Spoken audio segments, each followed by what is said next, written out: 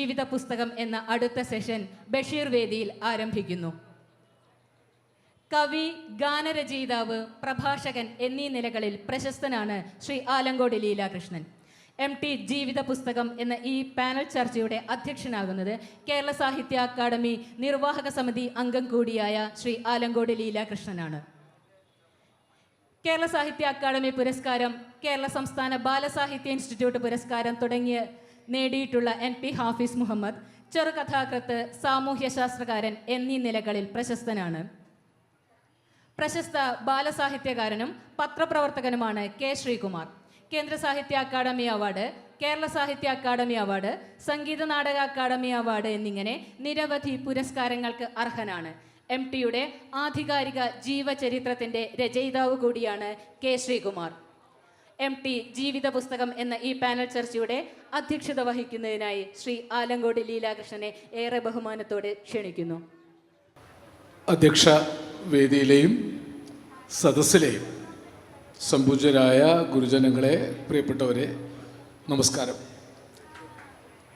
സാഹിത്യ അക്കാദമിയുടെ അന്തർദേശീയ സാഹിത്യോത്സവത്തിൻ്റെ ഭാഗമായി ഇന്ന് നമ്മൾ MTയെ അനുസ്മരിക്കുകയാണ്.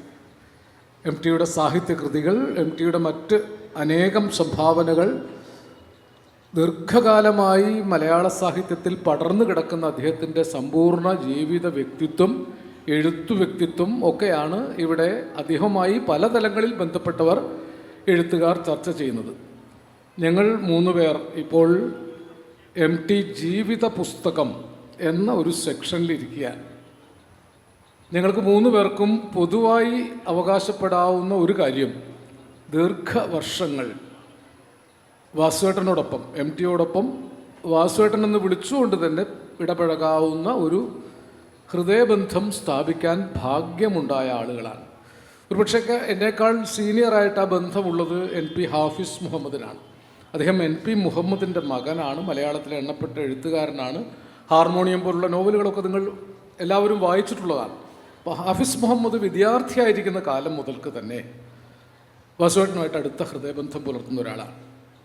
ഞാൻ വിദ്യാർത്ഥിയായിരിക്കുന്ന കാലത്ത് തുടങ്ങിയതാണ്.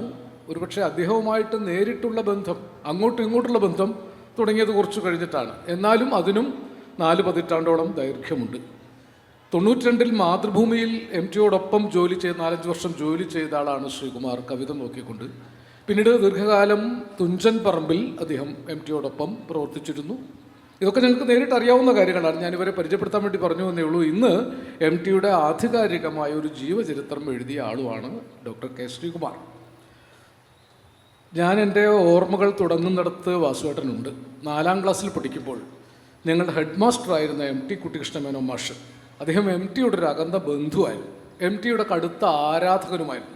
4ാം ക്ലാസ്സിൽ പഠിക്കുന്ന കുട്ടിക്ക്, എനിക്ക് കുറച്ച് എന്തും ചെയ്യാവുന്ന താല്പര്യമുള്ള ആളായതുകൊണ്ടാവാം, MTയുടെ രക്തം പുരണ്ട മൺതരികൾ വായിക്കാൻ തന്നു മാഷ്. അന്നത് വായിച്ച് മനസ്സിലായോ എന്ന് എനിക്കിപ്പോൾ ഓർമ്മയില്ല. പക്ഷേ മാഷ് ഒരു കാര്യം പറഞ്ഞു. നമ്മുടെ സ്കൂൾ നിൽക്കുന്ന അട്ടേക്കുന്നത്ത് നിന്ന് നോക്കിയാൽ ദൂരെ നരിമാളൻ കുന്ന് കാണാം. നരിമാളൻ കുന്നിൻ്റെ അപ്പുറത്താണ് MTയുടെ കൂടല്ലൂർ എന്ന് പറഞ്ഞു തന്നത് MT കുട്ടികൃഷ്ണമേനോൻ മാഷാണ്.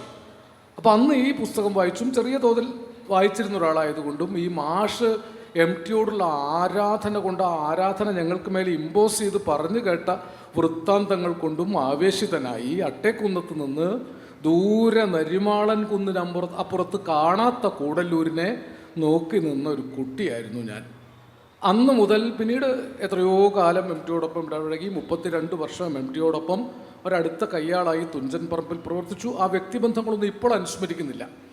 അന്നും ഇന്നും അദ്ദേഹം പോയതിന് ശേഷവും, ഒരുപക്ഷെ അന്ന് ഞാൻ 4ാം ക്ലാസ്സിൽ പഠിക്കുമ്പോൾ 8-9 വയസ്സിൽ അട്ടേക്കുന്നത്ത് നിന്ന് ദൂരെ കണ്ട, എനിക്ക് മനസ്സിലായിട്ടില്ലാത്ത ഒരു മിസ്റ്റിക് കാവ്യരൂപം പോലെ, കുറേയൊക്കെ മനസ്സിലായ എന്നാൽ ഒരിക്കലും മനസ്സിലാക്കാൻ കഴിയാത്ത ഒരു മിസ്റ്റിക് കാവ്യരൂപം പോലെയും, എൻ്റെ തന്നെ ജീവിതത്തെ പൊതിഞ്ഞു നിൽക്കുന്ന ഒരു രക്ഷാകവചം പോലെയും, എൻ്റെ തന്നെ ഒരു ആത്മീയ വെളിച്ചം പോലെയും, വഴികാട്ടിയായി, ഗുരുവായി, ജ്യേഷ്ഠനായി ഒക്കെ വാസുവേട്ടൻ മുന്നിലുണ്ടായിരുന്നു, ഇപ്പോഴും ഉണ്ട് എന്നാണ് ഞാൻ കരുതുന്നത്.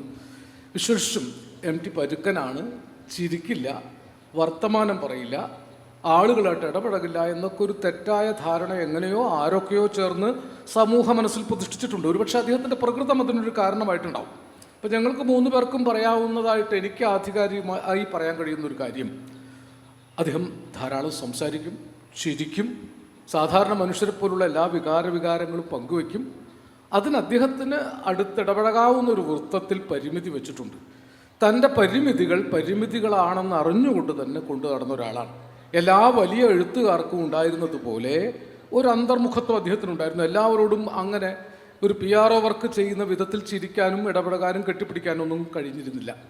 നാളികേര പാകമായ ഒരു മനുഷ്യനായിരുന്നു. പുറത്ത് നിങ്ങൾക്ക് കാണുന്ന പുറന്തോട് പൊട്ടിച്ച് അതിനുള്ളിൽ കാണുന്ന തോടും പൊട്ടിച്ച് ഇളനീർ മധുരവും പിന്നിട്ട് ചെന്നാൽ തെളിമയുള്ള ഇളനീർ തെളിവെള്ളത്തിൻ്റെ വാത്സല്യം ധാരാളം അനുഭവിക്കാം. ഞാൻ വിചാരിച്ചിരുന്നു ഞാൻ മാത്രമേ അനുഭവിച്ചിട്ടുള്ളൂ. നന്ദനത്തിൽ പറയുന്നില്ലേ, ഞാൻ കണ്ടു, ഞാൻ മാത്രമേ കണ്ടുള്ളൂ എന്ന് പറയുന്നത് പോലെ ഞാൻ മാത്രമേ അങ്ങനെ MTയെ കണ്ടുള്ളൂ എന്നായിരുന്നു എൻ്റെ ഒരു വൃഥാ വിചാരം. പക്ഷേ ഇപ്പോഴെനിക്കറിയാം, ഞാൻ കണ്ടതിനേക്കാൾ ഏറെ MTയെ ഇങ്ങനെ കണ്ടവർ, ആ ഇളനീർ തെളിവെള്ളം നുണഞ്ഞവർ, അപാത മധുരം വാത്സല്യം മാത്രമായിരുന്ന ഒരു വലിയ മനസ്സറിഞ്ഞവർ, അലിവ് മാത്രവും കരുതൽ മാത്രവുമായിട്ട് ജീവിച്ച ഒരു മഹാമനുഷ്യൻ്റെ ജീവിത പുസ്തകം അറിഞ്ഞവർ ധാരാളമുണ്ട്. അതിലൊരു പ്രധാനപ്പെട്ട ആളാണ് ഇപ്പോൾ എൻ്റെ കൂടെയുള്ള NP ഹാഫിസ് മുഹമ്മദ്. എനിക്ക് ജ്യേഷ്ഠ സഹോദര തുല്യനായ സുഹൃത്താണ്. ഞാൻ ആമുഖമായിട്ട് ഇത്രയും പറഞ്ഞുകൊണ്ട് ഇത് തുടർന്ന് ഞങ്ങളിങ്ങനെ അനൗപചാരികമായി സംസാരിക്കാം. MTയെക്കുറിച്ച് അങ്ങനെ ഔപചാരികമായി സംസാരിക്കുന്നതിന് പരിമിതിയുണ്ട്. പറഞ്ഞ് തുടർന്ന് പോകാമെന്നാണ് വിചാരിക്കുന്നത്. ഹാഫിസ്, ഞാനിതിന് ആമുഖത്തിന് ബാക്കിയായി തുടങ്ങി വയ്ക്കും.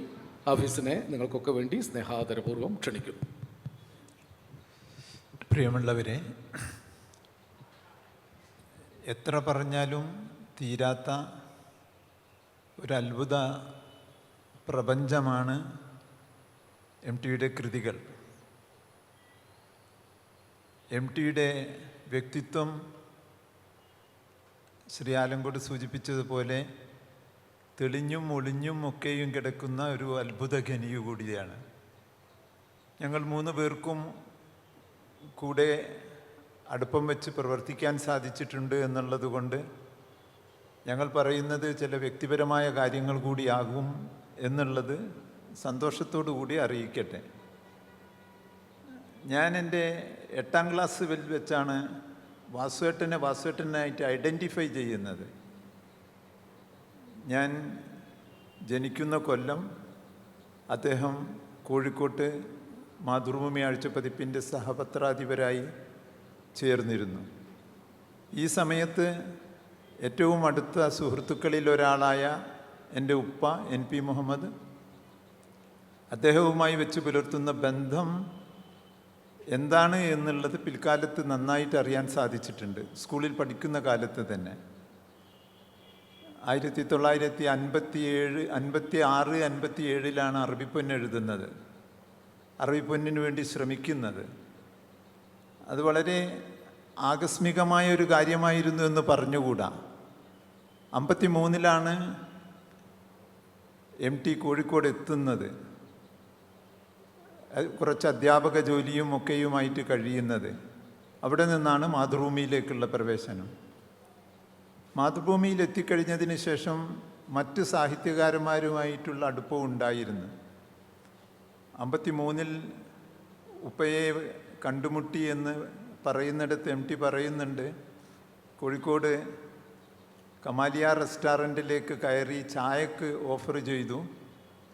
ചായ മാത്രമല്ല, എന്തെങ്കിലും തിന്നണം വാസു എന്ന് കഴിക്കണമെന്ന് പറഞ്ഞപ്പോൾ വാസുവേട്ടൻ അന്നൊന്നും കഴിച്ചിരുന്നില്ല എന്നുള്ളതാണ് ഒരു വാസ്തവം.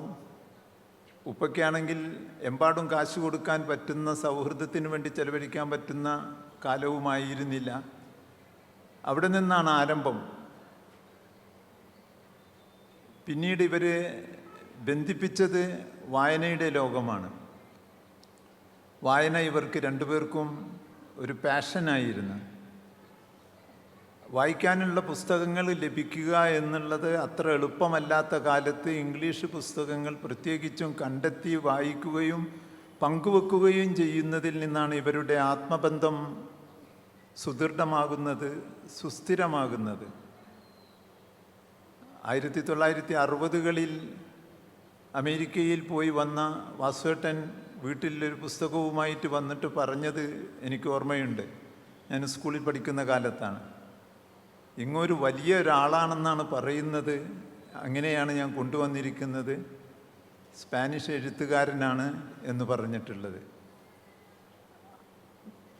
ഏകാന്തതയുടെ 100 വർഷം ഒരുപക്ഷെ ഇന്ത്യയിൽ ആദ്യം വായിച്ചിട്ടുള്ളത് ഇവർ രണ്ടുപേരുമായിരിക്കണം എന്ന് എനിക്ക് തോന്നുന്നു. വായനയുടെ ലോകത്തിൽ വിട്ടുവീഴ്ചകളും ഉണ്ടായിരുന്നില്ല. വായനയുടെ ലോകത്ത് ഇവർ 2 ധ്രുവങ്ങളായിരുന്നില്ല, ഒരൊറ്റ ആകാശത്തിന് കീഴെയായിരുന്നു അവർ. പട്ടിണി കിടന്നും പുസ്തകം വാങ്ങിയിട്ടുണ്ട്. ഈ കാലത്താണ് കോഴിക്കോട്ടുള്ള കഥകൾ പങ്കുവെക്കുന്നതിന് പട്ടത്തുപിള്ള, എം വി ദേവൻ തുടങ്ങിയിട്ടുള്ളവരാണ് സുഹൃത്തുക്കൾ. ആ സുഹൃത്തുക്കളുടെ ഇടയിൽ പങ്കുവെക്കുമ്പോഴാണ് അറബിപ്പൊന്നിൻ്റെ കഥകൾ ഉപ്പ എന്നും കൊണ്ടുപോയി കൊടുക്കുന്നത്. ഉപ്പ ജനിച്ച ഒരു കോഴിക്കോട്ടെ മുസ്ലിങ്ങളുടെ ഇടയിലാണ് ഈ അറബിപ്പൊന്നിൻ്റെ കച്ചവടം വ്യാപകമായി ഉണ്ടായിരുന്നത്. എന്തുകൊണ്ട് നമുക്കൊരു ക്രൈം നോവൽ എഴുതിക്കൂടാ എന്ന് പറഞ്ഞപ്പോൾ വാസു എഴുത് എന്ന് ഉപ്പയും NP എഴുത് എന്ന് വാസുവേട്ടനും പറഞ്ഞ് അവസാനം എന്നാൽ 2 പേർക്കും എന്തുകൊണ്ട് എഴുതിക്കൂടാ എന്നുള്ളത്. ഞാനിത് പറയുന്നത് MT മറ്റുള്ളവരോട് സൗഹൃദം വെച്ച് പുലർത്താത്ത ഒരാളാണ് എന്നുള്ള തെറ്റിദ്ധാരണ ഉണ്ട് എന്നുള്ളത് ആലങ്കോട് പറഞ്ഞുകൊണ്ട് തന്നെ ബന്ധം പറഞ്ഞല്ലോ. ഇവർ 2 പേരും എഴുതാനുള്ള വിവരശേഖരണം നടത്തി.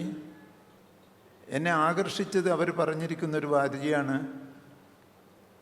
ഞങ്ങളിൽ ആർക്കും ഏത് അധ്യായവും എഴുതാമെന്നുള്ള നില വന്നപ്പോൾ എഴുത്താരംഭിച്ചു എന്നുള്ളത്. 1.5 കൊല്ലം എഴുത്താരംഭിച്ചിട്ട് ആരംഭത്തിൽ തന്നെ നിന്നതുകൊണ്ട് പിന്നീട് കരുവാരക്കുണ്ട് എന്ന് പറയുന്ന സ്ഥലത്തുള്ള ഒരു തൃശ്ശില്ലേരി മനയിലെ പത്തായപ്പുരയിൽ ഇരുന്നിട്ടാണ് അത് ആദ്യത്തെ കോപ്പി എഴുതി തീർക്കുന്നത്. എൻ്റെ ഉമ്മ പറഞ്ഞത് ഓർമ്മയുണ്ട്, 2 മാസത്തേക്ക് ഇനി വരില്ല എന്ന് പറഞ്ഞ് കെട്ടും സൂട്ടും ഒക്കെ ആയിട്ടാണ് ഇവർ 2 പേരും കരുവാരക്കുണ്ടിലേക്ക് പോകുന്നത്. അറബിപ്പന്നിൻ്റെ ആമുഖത്തിൽ MT പറയുന്നുണ്ട്, വാസുവേട്ടൻ പറയുന്നുണ്ട്, ആദ്യത്തെ ദിവസം ഏതോ ഒരു കാട്ടിലകപ്പെട്ട പോലെയായിരുന്നു, കോടമഞ്ഞുകൊണ്ട് മൂടിക്കിടക്കുന്ന സ്ഥലം എന്നുള്ളത്. 2ാമത്തെ 3ാമത്തെ ദിവസം ഉപ്പയ്ക്ക് എഴുതാൻ പറ്റി, വാസുവേട്ടൻ എഴുതാൻ പറ്റിയില്ല. പിന്നീട് ഒരെഴുത്തായിരുന്നു. 1 മാസത്തിനുള്ളിൽ അവരത് എഴുതി കോഴിക്കോട്ട് തിരിച്ചു വരികയും ചെയ്തു. ഞാൻ പറഞ്ഞു വരുന്നത് മലയാളത്തിലെ ആദ്യത്തെ കൂട്ടുകൃഷിയാണ് അറബിപ്പൊന്ന്. അത് വ്യത്യസ്ത ഹൃദയങ്ങളായിരുന്ന 2 പേരായിരുന്നു എങ്കിൽ തന്നെയും അതിനെ ഒന്നാക്കി മാറ്റുന്ന ഒരു മായിക വായനാ വലയത്തിൽ നിന്നതിന് ശേഷമാണ് ആ ശ്രമം നടത്തിയിട്ടുള്ളത്. കോഴിക്കോട്ടുള്ള മാപ്പിള മുസ്ലിമാരെയൊക്കെ കുറിച്ച് പുതിയാപ്പിള സമ്പ്രദായം പിന്തുടരുന്ന മരുമക്കത്തായ സമ്പ്രദായത്തിലുള്ള മുസ്ലിങ്ങളെക്കുറിച്ച് ഉപ്പക്ക് നന്നായി അറിയാം. ഉപ്പ ജനിച്ചു വളർന്നത് അവിടെയാണ്. അതുപോലെ തന്നെ കോഴിക്കോട് നഗരത്തിൻ്റെയും ഒക്കെയും കഥ MTക്കും അറിയാം. ഈ നോവൽ അവരെ അസാധാരണമായ വിധത്തിൽ ഒന്നാക്കി മാറ്റിയിട്ടുണ്ട് എന്നുള്ളതാണ്. ഉപ്പ മരിക്കുന്നത് വരെയും ഈ ബന്ധം തുടരുകയും ശക്തമായി തുടരുകയും ഞങ്ങളിലേക്കത് പകർന്നു തരികയും ചെയ്തിട്ടുണ്ട്. വാസുവേട്ടൻ എഴുതിയൊരു കാര്യമാണ് ഞാൻ ഓർക്കുന്നത്, എന്തെങ്കിലും അസ്വസ്ഥതകൾ വന്നാൽ കാണാനും പറയാനും വിചാരിക്കുന്ന ഒരാളെ എനിക്കുണ്ടായിരുന്നുള്ളൂ, NP. MTയുടെ ഏറ്റവും അടുത്ത ആളുകളുടെ മുന്നിൽ സംസാരിക്കുന്നത് കേൾക്കേണ്ടതുണ്ട്, കാണേണ്ടതുണ്ട്. മണിക്കൂറുകളോളം ഇരുന്ന് സംസാരിക്കും. അത് പ്രായവ്യത്യാസമന്യേയുള്ള ബന്ധമാണ്. ഒരു ഉദാഹരണത്തിന് അക്ബർ കക്കട്ടിലും ഞാനും ഇദ്ദേഹത്തിൻ്റെ ചില പുസ്തക പ്രസാധനത്തോടനുബന്ധിച്ച് ബന്ധപ്പെട്ട് കഴിഞ്ഞിരുന്ന കാലത്ത് ഒരിക്കൽ ഞങ്ങളുടെ കുട്ടികളെയും കൊണ്ട് സിത്താരയിൽ പോയി. അത്ഭുതമെന്ന് പറയട്ടെ, ഒരു കുട്ടിയെപ്പോലെയായിരുന്നു അന്ന് MT പെരുമാറിയിരുന്നത്. അടുക്കളയിൽ കയറുന്നു, സരസ്വതി ചേച്ചി അന്നവിടെ ഉണ്ടായിരുന്നില്ല, അതുകൊണ്ട് അടുക്കളയിൽ കയറിയിട്ട് ഈ മിഠായിയും ഒക്കെ കൊണ്ടുവന്നിട്ട് ഞങ്ങളുടെ കുട്ടികൾക്ക് കൊടുക്കുന്നു, ഇനി മറ്റൊരു ദിവസം വരണമെന്ന് പറയുന്നു എന്നുള്ളത്. എന്നോട് 5 തവണ ഞാൻ ഔപചാരികമായി ഇൻ്റർവ്യൂ നടത്താൻ നിയുക്തനായിട്ടുണ്ട് അദ്ദേഹത്തിൻ്റെ അടുത്ത്. മുത്തങ്ങ സമരകാലത്ത്, MT മരണത്തെ മുഖാമുഖം കണ്ട് തിരിച്ചെത്തിയ കാലത്ത്, ഒടുവിൽ സമഗ്രമായ തലത്തിൽ MTയുടെ സാഹിത്യ സബരിയെക്കുറിച്ചും കോഴിക്കോടിനുള്ള ബന്ധത്തെക്കുറിച്ചും അറിഞ്ഞിരിക്കുന്ന ഇൻ്റർവ്യൂവിലുള്ളത്. ഒരിക്കൽ ഇൻ്റർവ്യൂ നടത്തുന്നത് കണ്ട് ഫോട്ടോഗ്രാഫർ മുസ്തഫ പറഞ്ഞു, MT നല്ല വാസുവേട്ടൻ നല്ല മൂഡിലാണല്ലോ എന്ന് പറഞ്ഞു എന്ന്. അപ്പോഴും പറയുന്നത്, അത് ഹൃദയം കൊണ്ട് സംസാരിക്കാൻ പറ്റുന്ന ആളുകളാണെങ്കിൽ എത്രയും നേരം നമുക്ക് പറഞ്ഞിരിക്കാനും സാധിക്കുമെന്നുള്ളത്. പരദൂഷണമില്ല, സ്വന്തം പുകഴ്ത്തലുകളില്ല, അവാർഡ് കമ്മിറ്റികളെ കുറിച്ചിട്ടുള്ള ചർച്ചയില്ല. പുസ്തകം പ്രസിദ്ധീകരിച്ച് കഴിഞ്ഞാൽ അത് കൈവെടിഞ്ഞു എന്ന് പറയുന്ന മനോഭാവം, നമ്മൾ ലോക സാഹിത്യകാരന്മാരാണ് എന്നുള്ള ഭാവമില്ല. എരിയുന്ന മനസ്സുമായി നടക്കുന്ന ചില വ്യക്തികളുടെ കൂട്ടത്തിൽ നമ്മളെയും പെടുത്താമെന്ന് പറയുന്ന തരത്തിലുള്ള ഒരു എഴുത്തുകാരൻ എന്നുള്ള നിലയ്ക്ക് MTയുടെ ഈ വിനയഭാവം നമുക്ക് കാണാൻ സാധിച്ചിട്ടുണ്ടെങ്കിൽ സത്യസന്ധമായിട്ട് പറയാൻ സാധിക്കും, പാറക്കുള്ളിലുള്ള ഒരു ഹൃദയം എന്ന് പറയുന്നത്, പരപരത്തെ പാറപ്പുറത്തിനുള്ളിലുള്ള ഒരു ഹൃദയം എന്നുള്ളത് എഴുത്തുകാരൻ്റെ ഹൃദയമാണ് എന്നുള്ളത്. അദ്ദേഹം സദസ്സിൽ വേദിയിലിരിക്കുമ്പോൾ അടുത്തിരിക്കുന്ന അതിഥികൾ ആരാണെങ്കിലും മിണ്ടാതിരിക്കുന്നത് കണ്ടിട്ടുണ്ട്. അതിനി ആരാണെങ്കിലും എന്തെങ്കിലും സംസാരിച്ചിട്ടുണ്ടെങ്കിൽ തന്നെ 2 വാക്കിൽ അവസാനിപ്പിക്കുമെന്നുള്ളത്. MTക്ക് സംസാരിക്കാനൊരു വിഷയം ഉണ്ടായിരുന്നെങ്കിൽ MT എവിടെയിരുന്നു സംസാരിക്കും, സംസാരിക്കേണ്ട സന്ദർഭത്തിൽ സംസാരിക്കും. മൗനം അദ്ദേഹത്തിൻ്റെ വ്യക്തിമുദ്ര തന്നെയാണ് എന്ന് ഞാൻ കണക്കാക്കുന്നത്. മൗനം എന്ന് പറയുന്നതിൽ നിന്ന് കനത്ത സാഹിത്യ സംഭാവനകൾ നൽകിയിട്ടുള്ള ആളാണ്. എന്തുകൊണ്ട് വിമല ആവശ്യത്തിന് മാത്രം സംസാരിക്കുന്ന ഒരാളായി മാറി ഏകാഗിയായി? ഏകാഗികരുടെ ഒരു പട തന്നെയാണ് അദ്ദേഹത്തിൻ്റെ രചനകളിലുള്ളത്. എനിക്ക് തോന്നുന്നത്, ഞാനിതൊരിടത്ത് എഴുതിയിട്ടുമുണ്ട്, അദ്ദേഹത്തിൻ്റെ കുട്ടിക്കാലം തന്നെയാണ് അദ്ദേഹത്തെ കൂടുതൽ മൗനിയാക്കി എന്ന് പറയുന്നത്. സിലോണിൽ പോയ അച്ഛൻ, എപ്പോഴെങ്കിലും വരുന്ന അച്ഛൻ ഒരു അത്ഭുത കഥാപാത്രമാണ്, കാഴ്ചക്ക് മാത്രമുള്ള അടുപ്പം വെച്ച് പുലർത്തുന്നു. ഒരിക്കൽ സഹോദരിയെയുമായി വന്നിട്ട് സഹോദരിയോട് അടുക്കാനും പോലും സന്ദർഭം കിട്ടിവയ്ക്കുന്നതിന് മുമ്പ് പിരിഞ്ഞു പോകേണ്ടി വരുന്നു. നിൻ്റെ ഓർമ്മക്ക് ഓർക്കുക. പിന്നെ ഒറ്റയ്ക്കിരുന്ന് വായിക്കുകയും എഴുതുകയും ചെയ്യുന്നത് MT തന്നെ എഴുതിയിട്ടുണ്ട്. വായിക്കുന്നത് മണ്ണെണ്ണ കത്തിച്ച് വെച്ച് വായിക്കുന്നത് പാതിരാത്രിയിൽ. പാവം എൻ്റെ അമ്മ വിചാരിച്ചിരുന്നത് സ്കൂളിലേക്കുള്ള പുസ്തകങ്ങളാണ് എന്നുള്ളതാണ്. കാരണം മണ്ണെണ്ണ അന്ന് വിലപിടിച്ച ഒരു സമ്പാദ്യമായിരുന്നു എന്നുള്ളത് കൊണ്ട്.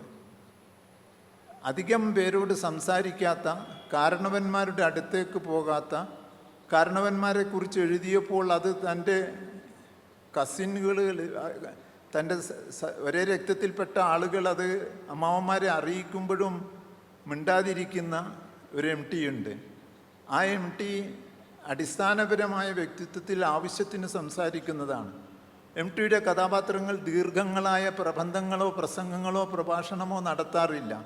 ആറ്റിക്കുറുക്കിയ വാക്കുകളിലാണ് MTയുടെ കഥാപാത്രങ്ങൾ സംസാരിക്കുന്നത്. ഈ മൗനം അദ്ദേഹം തൻ്റെ ജീവിതത്തിലും ആവശ്യമുള്ള സന്ദർഭങ്ങളിൽ വാതുറന്ന് സംസാരിച്ചിട്ടുണ്ട്.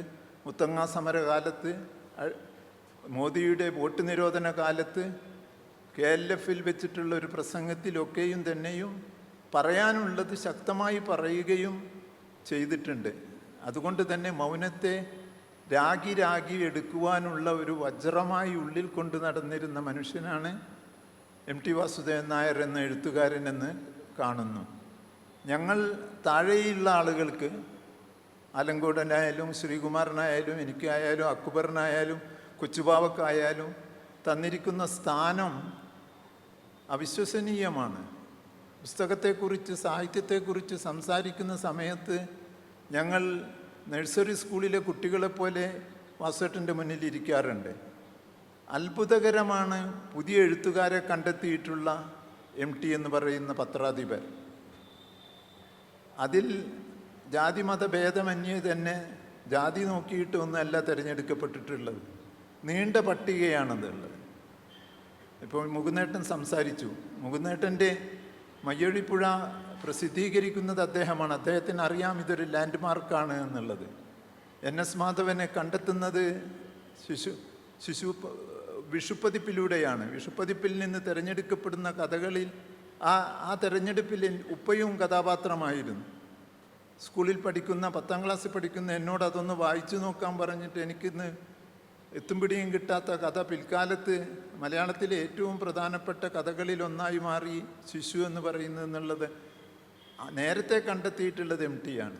പുനത്തിൽ കുഞ്ഞബ്ദുള്ളയെ എങ്ങനെ പറയുന്ന പല ആളുകളെയും ഉള്ളത്. എഴുത്തുക സക്കറിയെ പേര് മാത്രം വെച്ചുകൊണ്ട് എഴുതിയിരിക്കുന്ന ഒരു കഥാകാരൻ്റെ കഥ തിരഞ്ഞെടുത്തു പത്രാധിപർ എന്ന് പറയുമ്പോൾ അറിയാൻ സാധിക്കും രചനയാണ് പ്രധാനം എന്നുള്ളത്.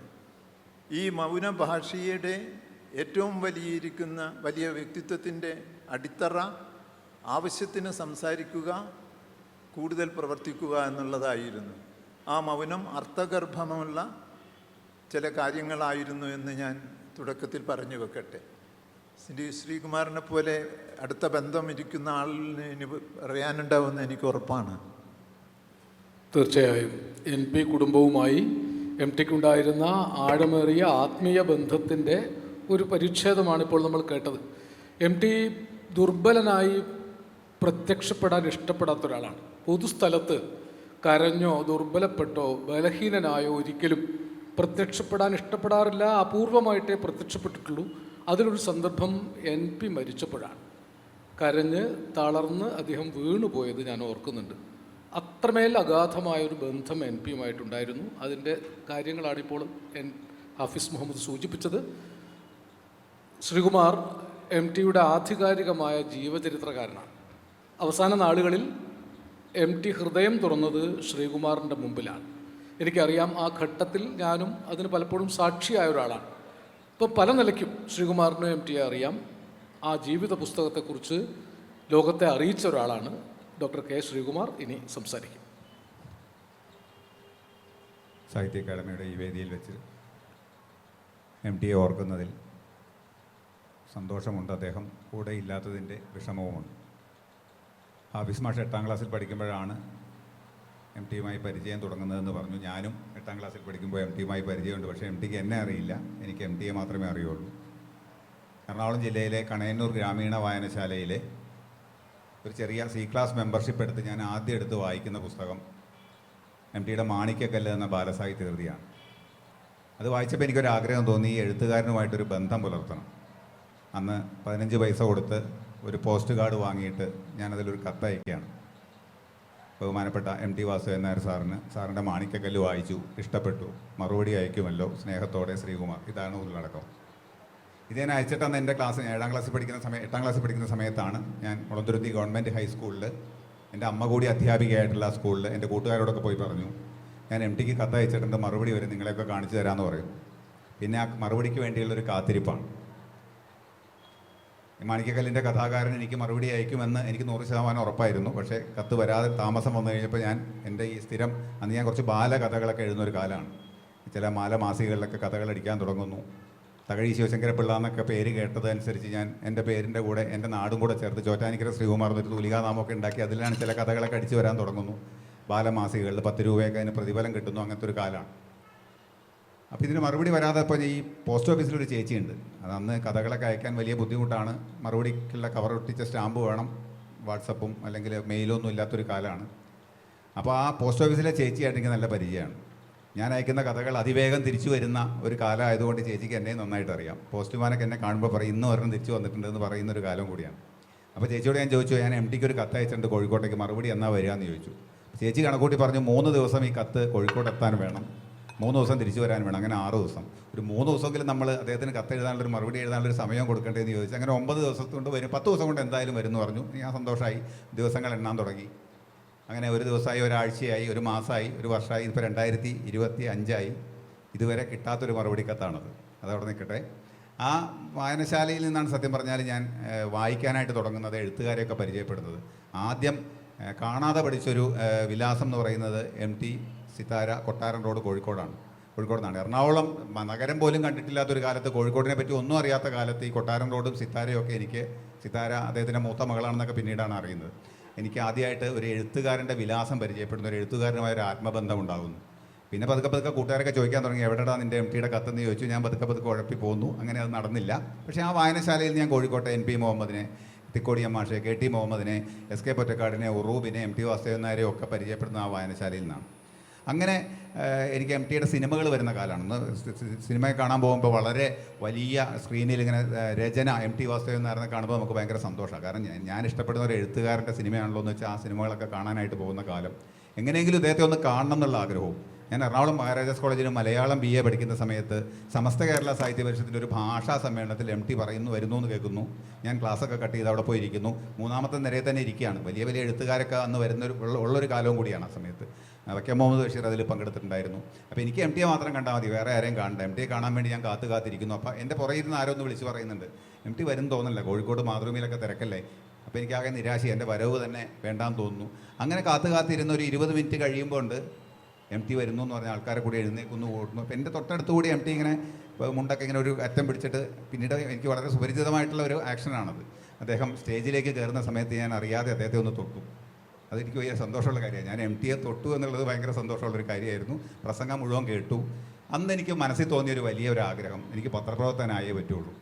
പത്രപ്രവർത്തനം പഠിക്കണം, എനിക്ക് മാതൃഭൂമി ജോലി ചെയ്യണം, MT ഉള്ള കോഴിക്കോട്ടെ മാതൃഭൂമി ജോലി ചെയ്യണമെന്ന് ഞാനന്ന് ഡിഗ്രി 1ാം വർഷം പഠിക്കുന്ന സമയത്ത് ഞാൻ മനസ്സിലൊരു തീരുമാനം എടുക്കുകയാണ്. അന്നൊക്കെ നടക്കുന്ന കാര്യമൊന്നും അല്ല എന്നെനിക്കറിയാമെങ്കിൽ കൂടി ആ ആഗ്രഹത്തിൽ ഉറച്ചു നിൽക്കുന്നു. MAക്ക് പഠിക്കുന്ന സമയത്ത് പ്രസ് അക്കാഡമിയിൽ നിന്ന് ജേർണലിസം പഠിക്കുന്നു. ജേർണലിസവും പഠിച്ചതിന് ശേഷം മദ്രാസിലെ MPhilന് പഠിക്കുന്നു. അവിടെ നിന്ന് KC നാരായണൻ അവിടെ റിപ്പോർട്ടറായിരുന്നു. അദ്ദേഹം പോകുന്ന സമയത്ത് അവിടെ ടെമ്പററി ആയിട്ട് മദ്രാസിലെ മാതൃഭൂമി പ്രതിനിധിയായി 2 വർഷം കഴിഞ്ഞ് ഞാൻ കോഴിക്കോട്ടേക്ക് വരികയാണ്. കോഴിക്കോട്ടെ ഡെയിലിയിൽ ജോലി ചെയ്യുന്നു. 2 വർഷം ജോലി ചെയ്ത് കഴിഞ്ഞപ്പോൾ ഞങ്ങളുടെ ന്യൂസ് എഡിറ്റർ രാധാകൃഷ്ണൻ തമ്മിയുണ്ട്. അദ്ദേഹം എന്നെ വിളിച്ചിട്ട് പറഞ്ഞു, ഇനി നിന്നെ ഞങ്ങൾക്ക് വേണ്ടാന്ന് പറഞ്ഞു. അപ്പോൾ ഞാൻ വിചാരിച്ചല്ലോ പിരിച്ചുവിടാൻ പോകുമല്ലോ ആണെന്ന് വിചാരിച്ച് പേടിച്ച് പറഞ്ഞു, ഇനി നിന്നെ ആഴ്ചപ്പതിപ്പിലേക്ക് മാറ്റുകയാണ്. അതുവരെ ഉണ്ടായിരുന്ന KV രാമകൃഷ്ണൻ മാഷും ശത്രുഘ്നനും പോകുന്നു. പകരം A സഹദേവനും ഞാനും MT ആണെന്ന് പീരിയോഡിക്കൽസ് എഡിറ്ററായിട്ട് 2ാം ഘട്ടം മാതൃഭൂമിയിൽ വരുന്ന കാലമാണ്. അപ്പോൾ എനിക്ക് MT ഒന്നുകൂടെ കാണാം എന്നുള്ളൊരു സന്തോഷം. അങ്ങനെ ഒരു 5.5 വർഷത്തോളം ഞാനും അദ്ദേഹവും സഹദേവേട്ടനും ഒരുമിച്ച് മാതൃഭൂമി ആഴ്ചപ്പതിപ്പിൻ്റെ പത്രാധിപ സമിതിയിൽ ഉണ്ടാവുകയാണ്. ആ മാണിക്കക്കല്ലിൽ തുടങ്ങിയ ഒരു ആഗ്രഹമാണ്. ആ ആഗ്രഹം ഇവിടം വരെ എത്തിയത് അങ്ങനെയാണ്. അങ്ങനെ ഞാനിരിക്കുന്ന എൻ്റെ ഒരു ചെറിയ മുറിയുണ്ട്. ആ മുറിയുടെ മുന്നിലൂടെ വേണം MTയുടെ ക്യാബിനിലേക്ക് പോകാനായിട്ട്. എല്ലാ ദിവസവും രാവിലെ അദ്ദേഹം വരുന്നതും പോകുന്നതും കാണുന്നു. എന്തെങ്കിലും പറയാനുണ്ടെങ്കിൽ അത്യാവശ്യം സംസാരിക്കുന്നു. അന്ന് എല്ലാവരും പറഞ്ഞ പോലെ ഞാനും വിചാരിച്ചു അദ്ദേഹം അതൊന്നും സംസാരിക്കാത്ത കാര്യമാണ്.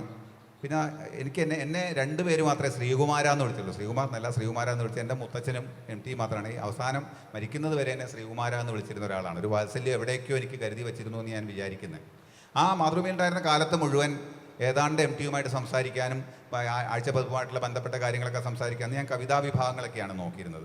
അപ്പോൾ അതുവരെ ഒരു വളരെ പഴയ സംവേദനശീലമുള്ള കവിതകൾ മാത്രം വന്നിരുന്ന മാതൃഭൂമി ആഴ്ചപ്പതിപ്പിൽ ഞാൻ വന്ന ഉടനെ MT എനിക്ക് തന്നൊരു ഉപദേശം, ശ്രീകുമാര ഇതിൽ പുതിയ കവികളുടെ കവിതയും കൂടെ വേണം, പഴയത് മാത്രം പോരാ എന്ന് പറയുന്നു. അങ്ങനെ ഞാൻ ഒരു ഭാഗത്ത് MN ബാലൂരും അതുപോലെ തന്നെ യൂസഫ് അലി കേച്ചേരിയും ശ്രീകുമാരൻ തമ്പിയും സുഗതകുമാരി ടീച്ചറും ONV കുറുപ്പും ഒക്കെ വരുമ്പോൾ തന്നെ മറു സൈഡിൽ എസ് ജോസഫിനെ പോലുള്ള കവികൾ, PN ഗോപികൃഷ്ണനെ പോലുള്ള കവികൾ, അൻവർ അലിയെ പോലുള്ള കവികളുടെയൊക്കെ KR ടോണിയെ പോലുള്ള കവികളുടെയൊക്കെ കവിതകൾ വരാൻ തുടങ്ങുന്ന ഒരു കാലഘട്ടമാണ്.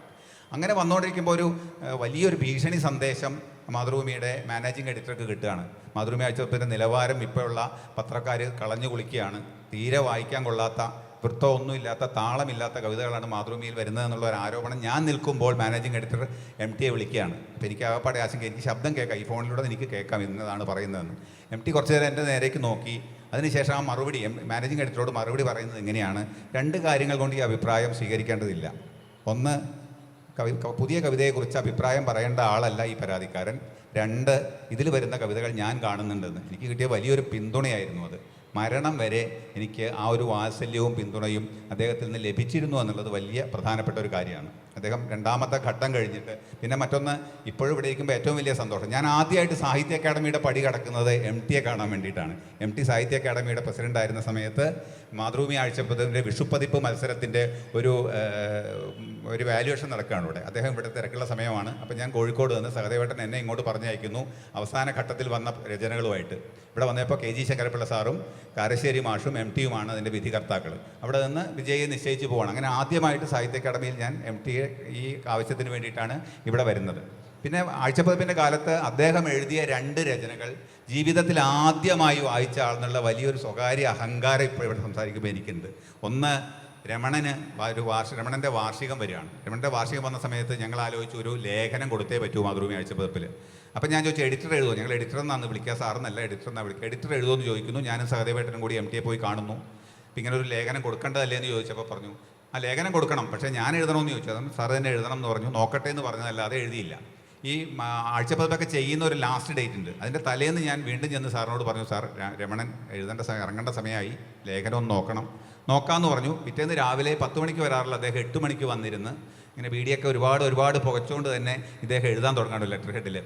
ഒരു 1.5-2 മണി വരെ നീളുന്ന ഒരു എഴുത്ത് കഴിഞ്ഞ് ആ ലെറ്റർ പാഡിലെ കടലാസുകൾ ഇങ്ങനെ വലിച്ചു കീറിയിട്ട് എൻ്റെ കൊണ്ട് തന്നിട്ട് പറഞ്ഞു, ശ്രീകുമാരൻ ആകെ ഒന്ന് ഓടിച്ചു നോക്കണം, ഒറ്റ എഴുത്ത് എഴുതിയതാണെന്ന് പറഞ്ഞ് ഞാനത് വാങ്ങിയത് എൻ്റെ ഇത് വീണ്ടും തിരിച്ച് വാങ്ങിയിട്ട് അതിൻ്റെ മുകളിൽ രമണീയം ഒരു കാലം എന്നൊരു ഹെഡിങ് എഴുതുകയാണ്. ആ ലേഖനം ആദ്യം വായിച്ചത് ഞാനാണ്. പിന്നെ ചൈനയിലൊരു സാഹിത്യ സംവാദത്തിന്, ഒരു സഹവാസത്തിന് ഇദ്ദേഹം പോയി കഴിഞ്ഞ് തിരിച്ചു വന്നപ്പോൾ ഞങ്ങൾ പറഞ്ഞു, എന്തെങ്കിലും ഒന്ന് ആഴ്ചപ്പതിപ്പിന് വേണ്ടി എഴുതി തരണം എന്ന് പറഞ്ഞു കഴിഞ്ഞപ്പോൾ അദ്ദേഹം എഴുതുന്ന മനോഹരമായ ഒരു യാത്രാവിവരം എന്ന് പറയാൻ പറ്റില്ല, ഒരു സാഹിത്യ സംബന്ധിയായിട്ടുള്ള ഒരു കുറിപ്പാണ് വൻകടലിലെ തുഴവള്ളക്കാർ എന്ന് പറയുന്നത്. ഈ 2 ലേഖനവും ആദ്യം വായിക്കാൻ പറ്റിയത് എനിക്കാണ്. രണ്ടാം ഘട്ടത്തിൽ ഒരു ഘട്ടത്തിൽ അദ്ദേഹം മാതൃഭൂമി വിട്ടു പോവുകയാണ്. അന്ന് രാവിലെ അദ്ദേഹം ഓഫീസിലെത്തിയിട്ട് പുസ്തകങ്ങളൊക്കെ ഇങ്ങനെ അടുക്കി വയ്ക്കുന്നു. അപ്പോൾ ഞാൻ അകത്തേക്ക് ചെന്നു. എന്നോട് പറഞ്ഞു, ശ്രീകുമാരൻ ഞാൻ പോവുകയാണ്, എൻ്റെ പുസ്തകങ്ങൾ ഓതേസ്കോപ്പി കുറേ ഇവിടെ ഇരിക്കുന്നുണ്ട്, ഏതെങ്കിലുമൊക്കെ എടുത്തോളാൻ പറഞ്ഞു. അപ്പോൾ ഞാൻ ഈ അസുരവിത്തും അതുപോലെ തന്നെ 4 കെട്ടും ഞാൻ എടുത്തു. അത് രണ്ടും എനിക്ക് ഒപ്പിട്ടത് ഞാൻ തിരിച്ചു പോരാൻ നേരത്ത് അവിടെ ഉണ്ടായിരുന്ന മാണിക്യക്കല്ല് എന്ന് പറയുന്ന പുസ്തകത്തിൻ്റെ ഒരു പുതിയ പതിപ്പിൻ്റെ ഒരു കോപ്പി എനിക്ക് എടുത്ത് തന്നിട്ട്, ശ്രീകുമാരൻ ബാലസാഹിത്യം എഴുതുന്ന ആളല്ലേ, ഇത് വെച്ചോ എന്ന് പറഞ്ഞിട്ട് എൻ്റെ തരുന്നു, ഒപ്പിട്ട് തരികയാണ് ചെയ്യുന്നത്. അപ്പം ഞാൻ പറഞ്ഞു, ഈ മാണിക്യക്കല്ല് വർഷങ്ങൾക്ക് മുമ്പ് 8ാം ക്ലാസ്സിൽ വെച്ച് ഞാൻ വായിച്ചതായിരുന്നു സാർ, ഞാനൊരു കത്ത് അയച്ചിട്ട് ഇതുവരെ മറുപടി കിട്ടിയില്ല എന്ന് പറഞ്ഞപ്പോൾ സ്വതസിദ്ധമായൊരു ചെറിയ ചിരിയുടെ തെല്ല് അതൊക്കെയാണ് നമുക്ക് കാണാൻ സാധിക്കുന്നത്. അങ്ങനെ മാതൃഭൂമിയിൽ അദ്ദേഹം പോകുന്നു. പിന്നെ അദ്ദേഹം എന്നെ തുഞ്ചൻ പറമ്പിലേക്ക് വിളിക്കുകയും അവിടുത്തെ കാര്യങ്ങൾ നോക്കണം എന്ന് ആവശ്യപ്പെടുകയും മരണം വരെ അദ്ദേഹത്തോടൊപ്പം തുഞ്ചൻ പറമ്പിൽ ഉണ്ടാവാൻ സാധിച്ചു എന്നുള്ള എനിക്കൊരു ഏറ്റവും വലിയ അവാർഡ് എന്ന് പറയാം. കുറേ ബഹുമതികളൊക്കെ കിട്ടിയിട്ടുണ്ടെങ്കിലും ഏറ്റവും വലിയ അവാർഡെന്ന് എനിക്ക് തോന്നുന്നത് അദ്ദേഹം സരസ്വതി ടീച്ചറോട് പറഞ്ഞൊരു വാചകമാണ്. ഇപ്പോൾ എനിക്ക് തുഞ്ചൻ പറമ്പിൻ്റെ കാര്യത്തിൽ വലിയ ടെൻഷനൊന്നും തോന്നുന്നില്ല, ശ്രീകുമാരൻ അതൊക്കെ നോക്കുന്നുണ്ട് എന്ന് പറഞ്ഞതിലുള്ള ഒരു വലിയ സന്തോഷം അവിടെ ഞാൻ അവസാനിപ്പിക്കുകയാണ്. പിന്നെ ഇതുപോലെ തന്നെ തുഞ്ചൻ പറമ്പിലെ കാര്യങ്ങളൊക്കെ നോക്കുന്നു. അവസാനം ഈ ജീവചരിത്രം എന്ന് പറയുന്നത് വളരെ യാദൃച്ഛികമായി ഇത്രയും കാലം ഞാൻ കൂടെ 12 കൊല്ലത്തോളം അദ്ദേഹത്തിൻ്റെ കൂടെ ഉണ്ടായിട്ട് ഒരിക്കൽ പോലും മനസ്സിൽ ആഗ്രഹിക്കാത്ത ജീവചരിത്ര രചന എന്ന് പറയുന്നൊരു വളരെ യാദൃച്ഛികമായി എൻ്റെ അടുത്തേക്ക് വരുന്നു. MM ബഷീർ മാഷ് വഴിയൊക്കെയാണ് ഇങ്ങനൊരു ആശയം വരുന്നത്. അത് ഞാൻ ഏറ്റെടുത്തതോടുകൂടി ഞാൻ മറ്റൊരു MTയാണ് കാണുക. സുകുമാർ അഴീക്കോട് MTയെ വിശേഷിപ്പിച്ചത് അമിതമായ മിതഭാഷി എന്നാണ്. പക്ഷേ 1.5 വർഷം ഏതാണ്ട് 1.5 മണിക്കൂർ നേരം 1 മണിക്കൂർ 1.5 മണിക്കൂർ നേരം അദ്ദേഹത്തിൻ്റെ കോഴിക്കോടുള്ള ഫ്ലാറ്റിൽ വെച്ച് എല്ലാ ദിവസവും ഓർമ്മകളെ ഇങ്ങനെ ഓർത്തെടുത്തെടുത്ത് എൻ്റെ മുന്നിൽ പറഞ്ഞിരുന്ന അദ്ദേഹത്തെ ഞാൻ വിശേഷിപ്പിക്കാൻ ഇഷ്ടപ്പെടുന്നത് മിതമായ അമിതഭാഷി എന്ന് തന്നെയാണ് ഉദ്ദേശിച്ചത്. അത്രയും കാര്യങ്ങൾ ഞാൻ ചെന്നിരിക്കുന്നു, പുസ്തകം നിർത്തിവെക്കുന്നു. ആദ്യമൊക്കെ വളരെ സ്ലോ ആയിരുന്നു, എങ്കിൽ കൂടിയും പുസ്തകങ്ങൾ എടുത്തി വയ്ക്കുമ്പോഴേക്കും ഓരോരോ ജീവിത അനുഭവങ്ങൾ ഇങ്ങനെ എൻ്റെ മുന്നിലേക്ക് ഒരു തിരശീലയിൽ എന്ന പോലെ വന്ന് പോരുകയാണ്. അതിൽ അദ്ദേഹത്തിൻ്റെ എഴുത്തുമായി ബന്ധപ്പെട്ട കാര്യങ്ങളുണ്ട്, പത്രപ്രവർത്തനവുമായി ബന്ധപ്പെട്ട കാര്യമുണ്ട്, വ്യക്തിപരമായ ജീവിതവുമായി ബന്ധപ്പെട്ട വിഷയങ്ങളുണ്ടായിരുന്നു. അങ്ങനെ അതൊക്കെ എഴുതി ഇടയ്ക്കിടയ്ക്കൊക്കെ പുസ്തകത്തെ പറ്റിയുള്ള ഒരു പുരോഗതി ചോദിക്കുകയൊക്കെ ചെയ്തപ്പോൾ ഒരു വലിയ ബാധ്യതയായിട്ട് എനിക്കത് മാറുകയുണ്ടായത്. അതിൻ്റെ ഇടയ്ക്ക് ആ പുസ്തകത്തിൻ്റെ ഒരു 60% എഴുതിയ സമയത്താണ് അദ്ദേഹം നമ്മെ വിട്ട് പിരിയുന്നത്. മരണത്തിൻ്റെ 2 ദിവസം മുമ്പ് ഞാൻ ആശുപത്രിയിൽ ICUവിൽ പോയിട്ട് അദ്ദേഹത്തെ കണ്ടു. പിന്നെ സിത്താരയിൽ അദ്ദേഹത്തിൻ്റെ മൃതശരീരം കിടന്ന സമയത്ത് അത് അവിടെ നിന്നപ്പോഴും ഈ ഒരു പൂർത്തിയാക്കാനായ ഒരു ആകാതെ പോയൊരു പുസ്തകത്തിൻ്റെ ഒരു പ്രയാസം എനിക്കുണ്ടായിരുന്നു. ഏതായാലും ഈ കഴിഞ്ഞ പിറന്നാൾ ദിവസം കർക്കിടകത്തിലെ ഉത്രട്ടാതി നാളിൽ തിരൂർ തുഞ്ചൻപറമ്പിൽ വെച്ച് അദ്ദേഹത്തിൻ്റെ കർമ്മമണ്ഡലമായ തുഞ്ചൻപറമ്പിൽ വെച്ച് ഞാൻ എഴുതിയ ഒരു സമഗ്രം എന്നൊക്കെ ഞാൻ അവകാശപ്പെടുന്നതാണ്. തീരുമാനിക്കേണ്ടത് വായനക്കാരാണ്. ആ പുസ്തകത്തിൻ്റെ പ്രകാശനം MTയുമായി അത് ഹൃദയബന്ധമുള്ളൊരു വലിയ ജനാവലിയുടെ മുന്നിൽ വെച്ച് ഒരു പ്രകാശനം ചെയ്യാൻ സാധിച്ചു എന്നുള്ളത് എന്നെ സംബന്ധിച്ച് എൻ്റെ ജീവിതത്തെ സാർത്ഥകമാക്കാൻ അതിനപ്പുറം മറ്റൊന്നും വേണ്ട. MTയുടെ ജീവചരിത്രകാരൻ എന്ന് പറയുന്നത് ഒരു അഹങ്കാരമായിരിക്കാം, പക്ഷേ എങ്കിലും ഒരുപാട് ആദരവോടുകൂടി, ഒരുപാട് ആഹ്ലാദ അതിരേകത്തോടു കൂടി ആ ഒരു വിശേഷണം ഞാൻ ഏറ്റെടുക്കുകയാണ്. അതിനുള്ള ഒരു അവസരം തന്നതിന് ആ ഒരു വലിയ പ്രതിഭയ്ക്ക് മുന്നിൽ ഇപ്പോഴും ശിരസ്സ് നമിക്കാനേ എനിക്ക് സാധിക്കുന്നുള്ളൂ. നേരത്തെ സൂചിപ്പിച്ചതുപോലെ MT അധികം സംസാരിക്കാറില്ലെങ്കിലും കോടിക്കണക്കിന് മലയാളികൾ ഏറ്റവും കൂടുതൽ സംസാരിച്ചത് MTയെക്കുറിച്ചാണ്. നിങ്ങൾ ചോദിച്ചറിയാത്ത ആളുകൾ വടക്കാഞ്ചേരിയിലെ വെറും ഒരു കർഷകനായ ബാലകൃഷ്ണേട്ടനോട് ചോദിച്ചാൽ കഥാകൃത്ത് ശങ്കരനാരായണേട്ടൻ വീട്ടിലൊരു ഫോട്ടോയെ വെച്ചിട്ടുള്ളൂ, അത് MT വാസുദേവൻ നായരുടെ ഫോട്ടോയാണ്. MTയുടെ ഫോട്ടോകൾ എവിടെ അച്ചടിച്ചു വന്നിട്ടുണ്ടോ അതൊക്കെ കിട്ടാവുന്ന ഒരു സ്ഥലം രോഹിണി രാധാകൃഷ്ണൻ, മേലാറ്റൂർ രാധാകൃഷ്ണൻ്റെ വീട്ടിൽ പോയാൽ അറിയാം. എളവള്ളി നന്ദൻ, ഇവിടെ എൻ്റെ മുമ്പിലിരിക്കുന്ന രാജൻ, വേണു എടക്കഴിയൂർ തുടങ്ങി എഴുത്തുകാരായവരും അല്ലാത്തവരുമായ കുട്ട്യാപ്പ നമ്പ്യാർ, ഇരിട്ടി കുട്ട്യാപ്പ നമ്പ്യാർ, ഇങ്ങനെ കുറേ മനുഷ്യരുണ്ട്. ദൈവത്തെ പോലെ MTയെ കണക്കാക്കിയ ആളുകൾ, MTയുടെ ഉള്ളിൽ അലിവ് അറിഞ്ഞ ആളുകൾ.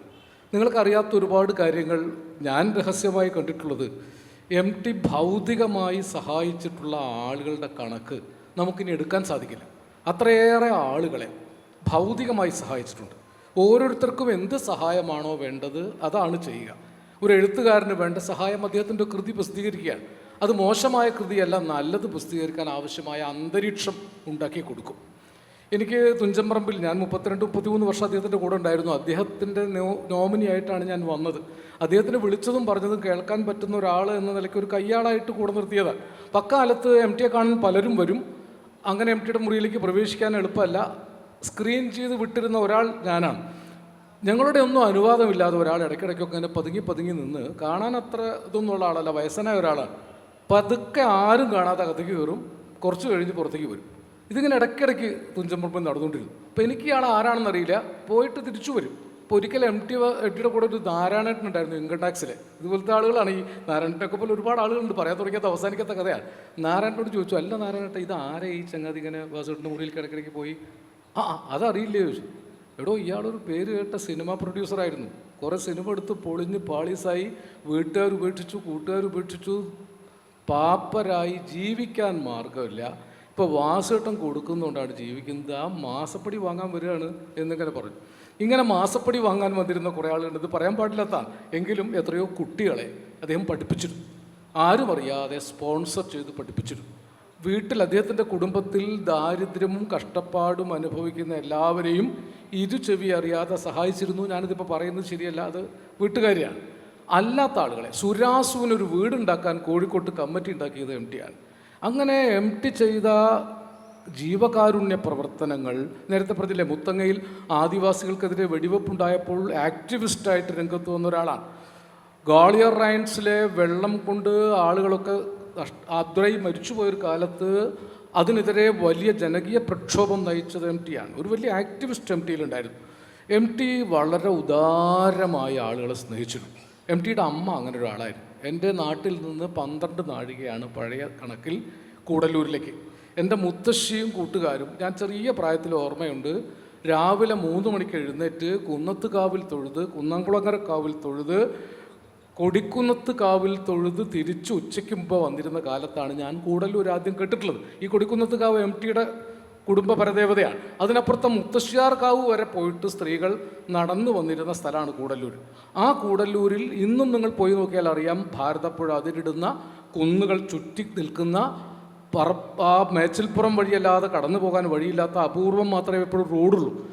ആ പ്രദേശത്ത് 30കളിൽ ജനിച്ചൊരു മനുഷ്യൻ അമ്മ പഠിപ്പിച്ച ജീവകാരുണ്യത്തിൻ്റെയും സ്നേഹത്തിൻ്റെയും പാഠങ്ങളിൽ നിന്ന് വളർന്ന ഒരാളാണ്. 3 ജ്യേഷ്ഠന്മാരെ എനിക്കറിയാമായിരുന്നു. MT ഗോവിന്ദൻ നായർ മലയാളത്തിലെ ഏറ്റവും മികച്ച അധ്യാപകരിൽ ഒരാളായിരുന്നു. അധ്യാപക അവാർഡൊക്കെ കിട്ടിയ ആളാണ്. വളരെ ഗൗരവക്കാരനാണ്. MTയൊക്കെ ഗൗരവക്കാരനായിരുന്നു. മറ്റൊരാൾ ബാലേട്ടൻ എന്ന് വിളിച്ചിരുന്ന MT ബാലൻ നായർ, ബാലകൃഷ്ണൻ നായർ, MTB നായർ നല്ല ഫോട്ടോഗ്രാഫറായിരുന്നു. ഭാരതപ്പുഴയുടെ ഏറ്റവും മനോഹരമായ കളർ ട്രാൻസ്പെറൻസികൾ ബാലേട്ടൻ എടുത്തതാണ്. കഥാകാരനുമായിരുന്നു. മറ്റൊരാൾ MTN നായരെന്ന കൊച്ചുണ്ണി നായർ, റെയിൽവേയിൽ ബുക്കിംഗ് ക്ലർക്കായിരുന്നു. ധാരാളം കൃതികൾ പരിഭാഷപ്പെടുത്തിയ മികച്ച എഴുത്തുകാരനായിരുന്നു കൊച്ചുണ്ണിയേട്ടന്. അപ്പോൾ കൊച്ചുണ്ണിയേട്ടനും MTയും ഏതാണ്ട് ഒരുമിച്ച് പഠിക്കുമ്പോഴാണ് സിലോണിൽ നാരായണൻ നായർ ജോലി ചെയ്തിരുന്ന നാരായണൻ നായർക്ക് പണം അയക്കാൻ പറ്റാതെ ആകുന്നത്. അങ്ങനെ ഒരു വർഷം പഠനം നിർത്തിവെക്കേണ്ടി വന്നു. കൊച്ചുണ്ണിയേട്ടൻ മംഗലാപുരത്ത് പഠിച്ചു.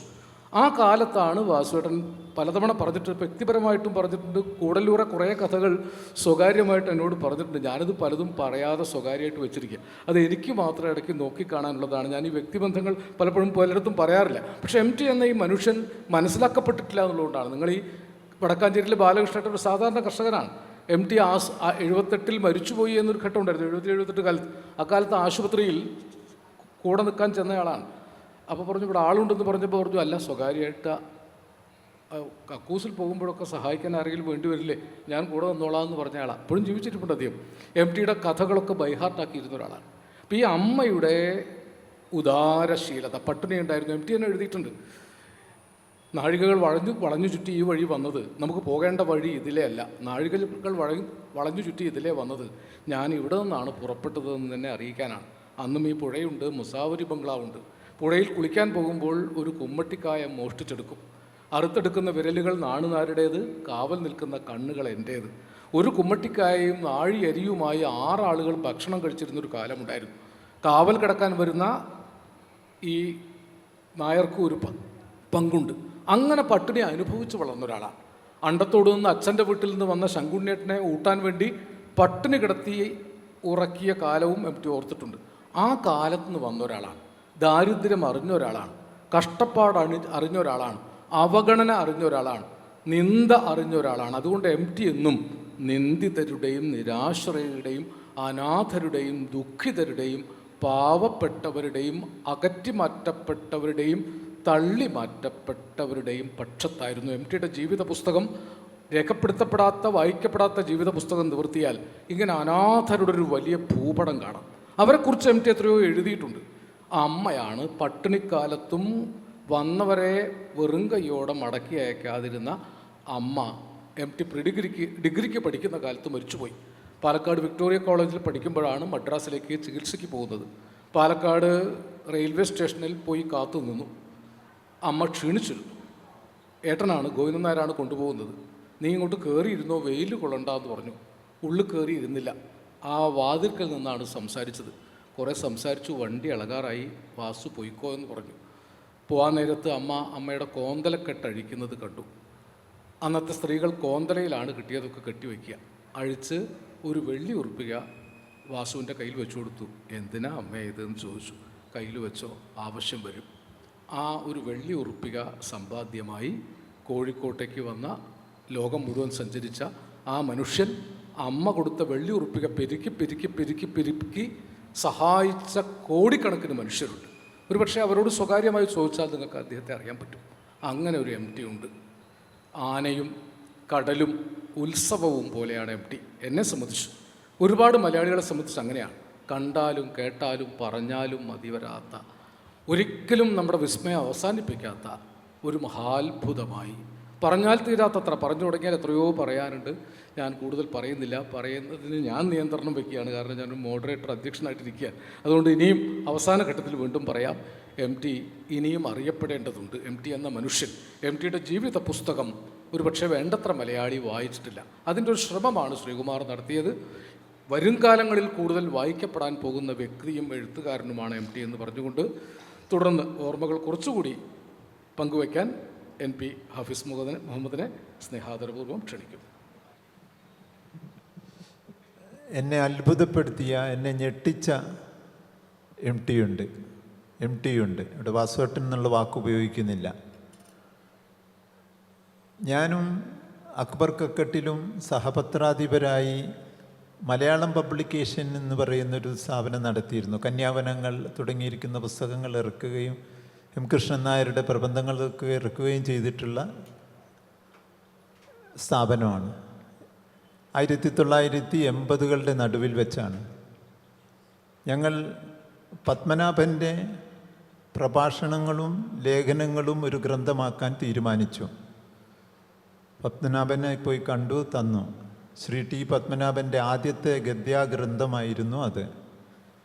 ഞങ്ങൾ പത്രാധിപ സമിതി യോഗത്തിൽ രണ്ടുപേരും കൂലങ്കഷമായി ആലോചിക്കുമ്പോൾ ചോദിച്ചു, ഒരു വലിയ ഒരു അഭിമുഖം ഇതിൻ്റെ മുന്നേ നമുക്ക് രണ്ടുപേർക്കും കൂടി ഉണ്ടാക്കി കൊടുത്താൽ എന്ത്?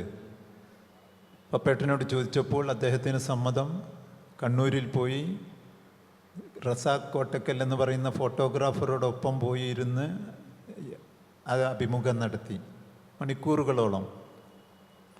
ഞങ്ങൾക്ക് എഴുത്തുകാരനായിരുന്നില്ല, സത്യത്തിൽ രചനകളായിരുന്നു പ്രധാനം. അതിൻ്റെ അടിസ്ഥാനത്തിലാണത് നടത്തിയതും. പുസ്തകത്തിൻ്റെ ആദ്യ ഭാഗമായി അഭിമുഖം കൊടുക്കാൻ തീരുമാനിച്ചു കഴിഞ്ഞപ്പോൾ ഞാൻ ചോദിച്ചു, ഇത് വേറെ എവിടെയെങ്കിലും ഒന്ന് പ്രസിദ്ധീകരിച്ചിട്ട് കൊടുത്താൽ പോരെ അക്ബർ എന്ന് ചോദിച്ചു. അക്ബർ പറഞ്ഞു, അത് കൊള്ളാം, നല്ല പുസ്തകത്തിന് മൈലേജ് ആയിരിക്കുമല്ലോ എന്നൊക്കെ പറഞ്ഞു. എവിടെ കൊടുക്കും? പത്മനാഭൻ MT വാസുദേവൻ നായർ എന്ന് പറയുന്ന എഴുത്തുകാരനെ പിന്തുടർന്നുകൊണ്ടിരുന്ന, ഞാൻ ശ്രദ്ധിച്ച് വാക്കുകൾ ഉപയോഗിക്കുന്നു, പിന്തുടർന്നുകൊണ്ടിരുന്ന കാലമാണത്. അത് കേട്ടില്ല എന്ന് നടിക്കുന്ന MT വാസുദേവൻ നായർ മലയാളം കണ്ടിട്ടുള്ളതുമാണ്. ലേഖനം മാതൃഭൂമി ആഴ്ചപ്പതിപ്പിൽ, അഭിമുഖം മാതൃഭൂമി ആഴ്ചപ്പതിപ്പിൽ വരണമെന്ന് ധൈര്യത്തോടെ പറഞ്ഞപ്പോൾ, എന്നാൽ താൻ വാ, നമുക്കൊന്ന് പോയി വാസുവേട്ടനെ കണ്ടുകളയാമെന്ന് പറഞ്ഞിട്ട് മാതൃഭൂമി ആഴ്ചപ്പതിപ്പിൻ്റെ ഓഫീസിലെത്തി. ഞങ്ങളിങ്ങനെ പുസ്തകം ഇറക്കുന്നതുണ്ട്, അതിൻ്റെ ഭാമുഖമാണിത് എന്ന് പറഞ്ഞു. 10-25 പേജുള്ള ആ അഭിമുഖം അദ്ദേഹത്തിന് വെച്ച് നീട്ടി നോക്കി.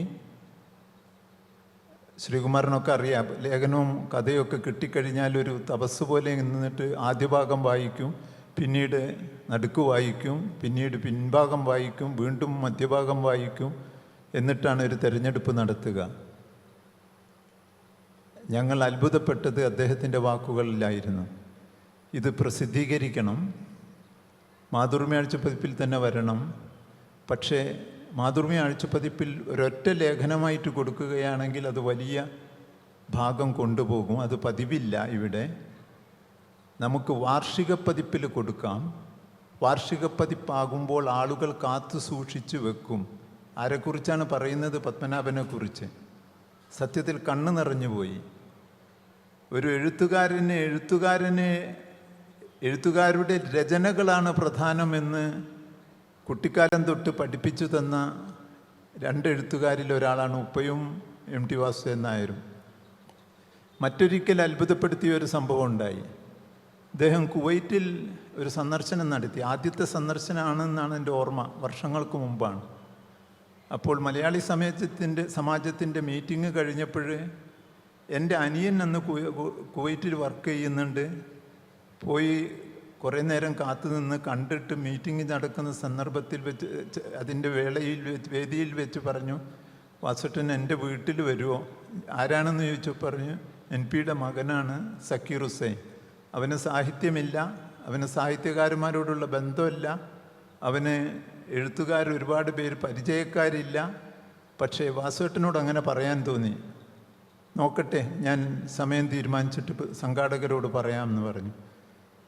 എത്തി. മറ്റു പരിപാടികളൊക്കെയും ആസൂത്രണം ചെയ്ത് കഴിയുമ്പോൾ വീണ്ടും MT പറഞ്ഞു, എനിക്ക് സക്കീറിൻ്റെ വീട്ടിൽ പോകണം എന്ന് പറഞ്ഞു.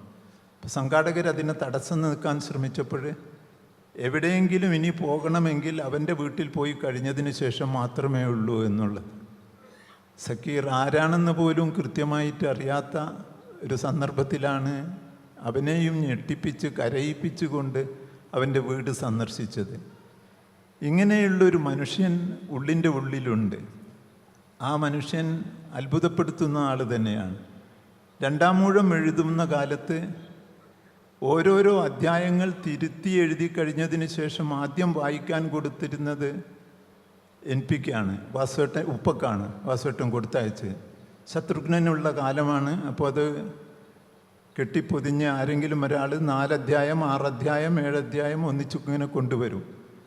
ഇത് വീട്ടിലെത്തിയപ്പോൾ എനിക്കും ഒരു ഉത്സവമായിരുന്നു.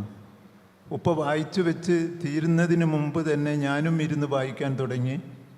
ഒരിക്കൽ ഉപ്പ ചോദിച്ചു, എന്താണ് എൻ്റെ അഭിപ്രായം എന്ന് ചോദിച്ചു. ഞാൻ പറഞ്ഞു, അധികമൊന്നും പറയാനില്ല, വായിക്കാൻ തന്നെ ഉള്ളൂ, ആഴങ്ങളിൽ വായിക്കേണ്ട പുസ്തകമാണെന്നുള്ളത് തോന്നി. അല്ല, ഓരോരോ അധ്യായത്തെക്കുറിച്ച് നിനക്ക് എന്താ പറയാനുള്ളത്? ചില കാര്യങ്ങളൊക്കെ പറഞ്ഞു.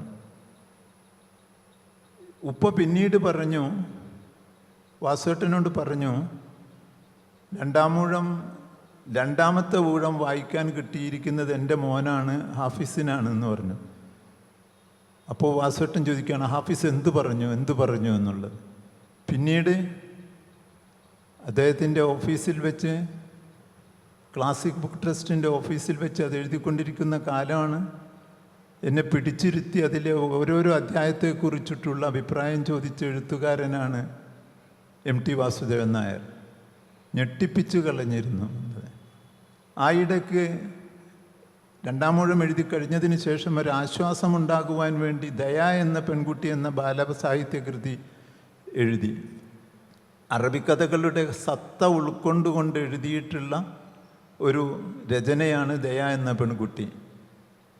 എന്നെ വിളിച്ചിട്ട് പറഞ്ഞു, ഇത് ഞാൻ മലർവാടിക്ക് കൊടുക്കാൻ പോകുകയാണ്. EV അബ്ദു അത്ര എനിക്ക് ഇഷ്ടപ്പെട്ട ഒരാളാണ് എന്ന് പറഞ്ഞ് എന്നോട് പറഞ്ഞു, താൻ ചിത്രം വരക്കണമെന്നുള്ളത്. അത് പുസ്തകമാകുമ്പോഴും, മലയാളം പബ്ലിക്കേഷൻ പുസ്തകമാക്കുമ്പോഴും, അതിനു മുമ്പ് മലർവാടിയിൽ വരുമ്പോഴും ചിത്രം വരച്ചത് ഭാഗ്യം പോലെ ഞാൻ ഓർക്കുന്നു. ഇങ്ങനെ ചെറിയ ചെറിയ സന്ദർഭങ്ങളിൽ വലിയ വലിയ ഞെട്ടലുകൾ ഉണ്ടാക്കിത്തരുന്ന ഇത് എൻ്റെ അനുഭവം മാത്രമല്ല, അടുത്തറിയാവുന്ന, അടുത്ത് പെരുമാറിയിട്ടുള്ള ആളുകൾക്കൊക്കെയും തന്നെയുമുള്ള സമ്പാദ്യമാണ്. ഇത് മറ്റൊരു എഴുത്തുകാരനിൽ നിന്ന് നമുക്ക് ആരോടും അധികം സംസാരിക്കാത്ത ആളെന്ന് പറയുന്ന MT ആണ് നമ്മൾക്ക് ഏറ്റവും പ്രിയപ്പെട്ട ഒരു മെൻറ്ററായിട്ട് നിൽക്കുന്നത്. പല എഴുത്തുകാർക്കും മെൻറ്ററായിരുന്നു. എനിക്കറിയാം, അഭിമുഖം നടത്താൻ പ്രത്യേകമായിട്ട് വിളിച്ചു പറഞ്ഞിട്ടുള്ള എഴുത്തുകാരെക്കുറിച്ച് എനിക്കറിയാം. ആഴ്ചപ്പതിപ്പിന് വേണ്ടി എഴുതിപ്പിച്ചിട്ടുണ്ട് അദ്ദേഹം ഉള്ളത്. എന്നോട് ഒരിക്കലും പാരീസിൽ നിന്നൊരു മോഹൻകുമാർ വന്നിട്ടുണ്ട്, അദ്ദേഹത്തെക്കുറിച്ചൊരു അഭിമുഖം നടത്തി ലേഖനം വേണം. അപ്പോൾ ഞാൻ ചോദിച്ചു, ആരാണ് മോഹൻകുമാർ? അതെനിക്കും അറിയില്ലായിരുന്നു. ചിത്രകാരനാണ്, പുനത്തിലാണ് അദ്ദേഹത്തിൻ്റെ ചിത്രങ്ങൾ എന്നെ കാണിച്ചത്. കൊള്ളാമെന്ന് തോന്നി. ചിത്രകലയെക്കുറിച്ച് എന്തൊരു ഗാഢമായ അറിവാണ് ഉണ്ടായിരുന്നത് MTക്ക് എന്ന് മനസ്സിലായത് അതിൻ്റെ അഭിമുഖം എഴുതി ലേഖനം കൊണ്ടുപോയി കൊടുക്കുമ്പോഴാണ്. അദ്ദേഹത്തിൻ്റെ വാക്കുകളിൽ നിന്ന് മനസ്സിലാക്കാൻ സാധിക്കുന്നത്. ഒരു പത്രാധിപർ എങ്ങനെ ഇരിക്കണം എന്നുള്ളതിന് ഇനി ഇതിലും വലിയ ഉദാത്ത മാതൃക മലയാളത്തിലുണ്ടോ എന്ന് എനിക്ക് തോന്നുന്നു. പ്രത്യേകിച്ച് ആഴ്ചപ്പതിപ്പ് പോലെയുള്ള ഒരു ആനുകാലികത്തിൻ്റെ പത്രാധിപത്യം നിർവഹിക്കുന്നു. കൂടെ ജോലി ചെയ്യുന്നത് മാത്രമല്ല, അതിലെഴുതുന്നത് പോലും കുറഞ്ഞ വരികളിലായിരിക്കും കത്തുകൾ എഴുതുക. ആ കുറഞ്ഞ വരികൾ മതി ഒരു നിധി പോലെ കാത്തു സൂക്ഷിക്കാനുള്ളത്. എഴുത്തുകാർക്ക് എഴുത്തെഴുതി കഥയോ ലേഖനവും വാങ്ങിച്ചിരുന്ന MTയെയും നമുക്കറിയാവുന്നതാണ്. ഈ അത്ഭുതങ്ങളാണ് ഇതുവരെയൊന്നും നമ്മൾക്കൊന്നും ഇത് പറയാനുള്ള അവസരം കിട്ടിയിട്ടില്ല. ഈ അവസരത്തിൽ പറയാനുള്ളത്. ശ്രീകുമാർ തുടരും. നമ്മൾ അധികമൊന്നും സംസാരിക്കില്ല എന്ന് പറയുന്ന MTയുടെ വാചകങ്ങളാണ് ഒരുപക്ഷെ നമ്മൾ ഏറ്റവും കൂടുതൽ ജീവിതത്തിൽ ഉദ്ധരണികളായിട്ട് പ്രയോഗിച്ചിട്ടുള്ളത്. മഞ്ഞിലെയും രണ്ടാമൂഴത്തിലെയും ഒക്കെ അടക്കമുള്ള ചെറുകഥകളിലെയൊക്കെ രചനകൾ. അതുപോലെ ഒട്ടും ഫോട്ടോജനിക് ആയിരുന്നില്ല MT. പക്ഷേ MTയുടെ അത്രയും ഫോട്ടോകൾ നമ്മൾ വേറെ ഒന്നും ആഘോഷിച്ചിട്ടുമില്ല. ബഷീറിനെയൊക്കെ പോലെ MTയെ പോലെ ഫോട്ടോകൾ കൊണ്ട് നമ്മൾ ആഘോഷം നടത്തിയിട്ടില്ല. എനിക്ക് തോന്നുന്നു ഏറ്റവും ഒടുവിൽ വരെ MTയുടെ ഫോട്ടോഗ്രാഫുകളുടെ സമാഹാരം, ആൽബമൊക്കെ ഇറങ്ങിയിട്ടുണ്ടായിരുന്നു. ഈ ജീവചരിത്രം എഴുതുന്ന സമയത്ത് എനിക്ക് വലിയൊരു പ്രതിസന്ധി ഉണ്ടായത്, MTയെക്കുറിച്ച് നമുക്കൊക്കെ അറിയാം. MTയുടെ സിനിമകളെക്കുറിച്ച് അറിയാം, കഥകളെക്കുറിച്ച് അറിയാം, നോവലുകളെക്കുറിച്ച് അറിയാം. കഥകളെയും നോവലുകളെയും തിരക്കഥകളെയും കുറിച്ചൊക്കെ എണ്ണമറ്റ നിരൂപണങ്ങളും ഒക്കെ പഠനങ്ങളും ഒക്കെ വന്നു കഴിഞ്ഞിട്ടുണ്ട്. ഈ പുസ്തകത്തിൽ എനിക്ക് എന്താണ് കൂടുതൽ കൊടുക്കാൻ സാധിക്കുക എന്നുള്ളതാണ്. അപ്പോൾ MTയെക്കുറിച്ച് നമ്മൾ ഒരുപാട് പറയാറുണ്ട്. തൊട്ടതെല്ലാം പൊന്നാക്കിയ എഴുത്തുകാരെന്ന് പറയാറുണ്ട്. അപ്പോൾ ഞാനൊരു ദിവസം ഈ ഫ്ലാറ്റിലെ സംസാരമാണ്, വൈകുന്നേരമാണ് ഉണ്ടാവുക. കേൾക്കാൻ ചിലപ്പോൾ സതീശനോ അല്ലെങ്കിൽ ചേട്ടൻ്റെ മകൻ സതീശനോ അല്ലെങ്കിൽ ഡ്രൈവർ സുബിനോ ഒക്കെ മാത്രമേ ഉണ്ടാവുള്ളൂ. അപ്പോൾ ഞാൻ സാറിനോട് ചോദിച്ചു, സാർ ഈ പുസ്തകത്തിന് വേണ്ടിയിട്ട് ചോദിക്കുകയാണ്, ഇങ്ങനെ സാറിനെ പറ്റി തൊട്ടതെല്ലാം പൊന്നാക്കിയ ഒരാൾ, തൊട്ടടുത്തെല്ലാം ജയിച്ച ഒരാളെന്നുള്ള രീതി പറയുന്നുണ്ടല്ലോ, സാർ ജയിക്കാതെ പോയ ഏതെങ്കിലും സാഹചര്യങ്ങളുണ്ടോ എന്ന് ചോദിച്ചു. അപ്പോൾ ഒന്നല്ല ഒരുപാടുണ്ട് എന്ന് പറഞ്ഞുകൊണ്ട് വളരെ ഒരു നല്ലൊരു ചിരി ചിരിച്ചുകൊണ്ട് അദ്ദേഹം പറഞ്ഞ കുറേ കാര്യങ്ങളുണ്ടായിരുന്നു. അതെനിക്ക് വളരെ അത്ഭുതം തോന്നിയ ഒരു കാര്യമാണ്.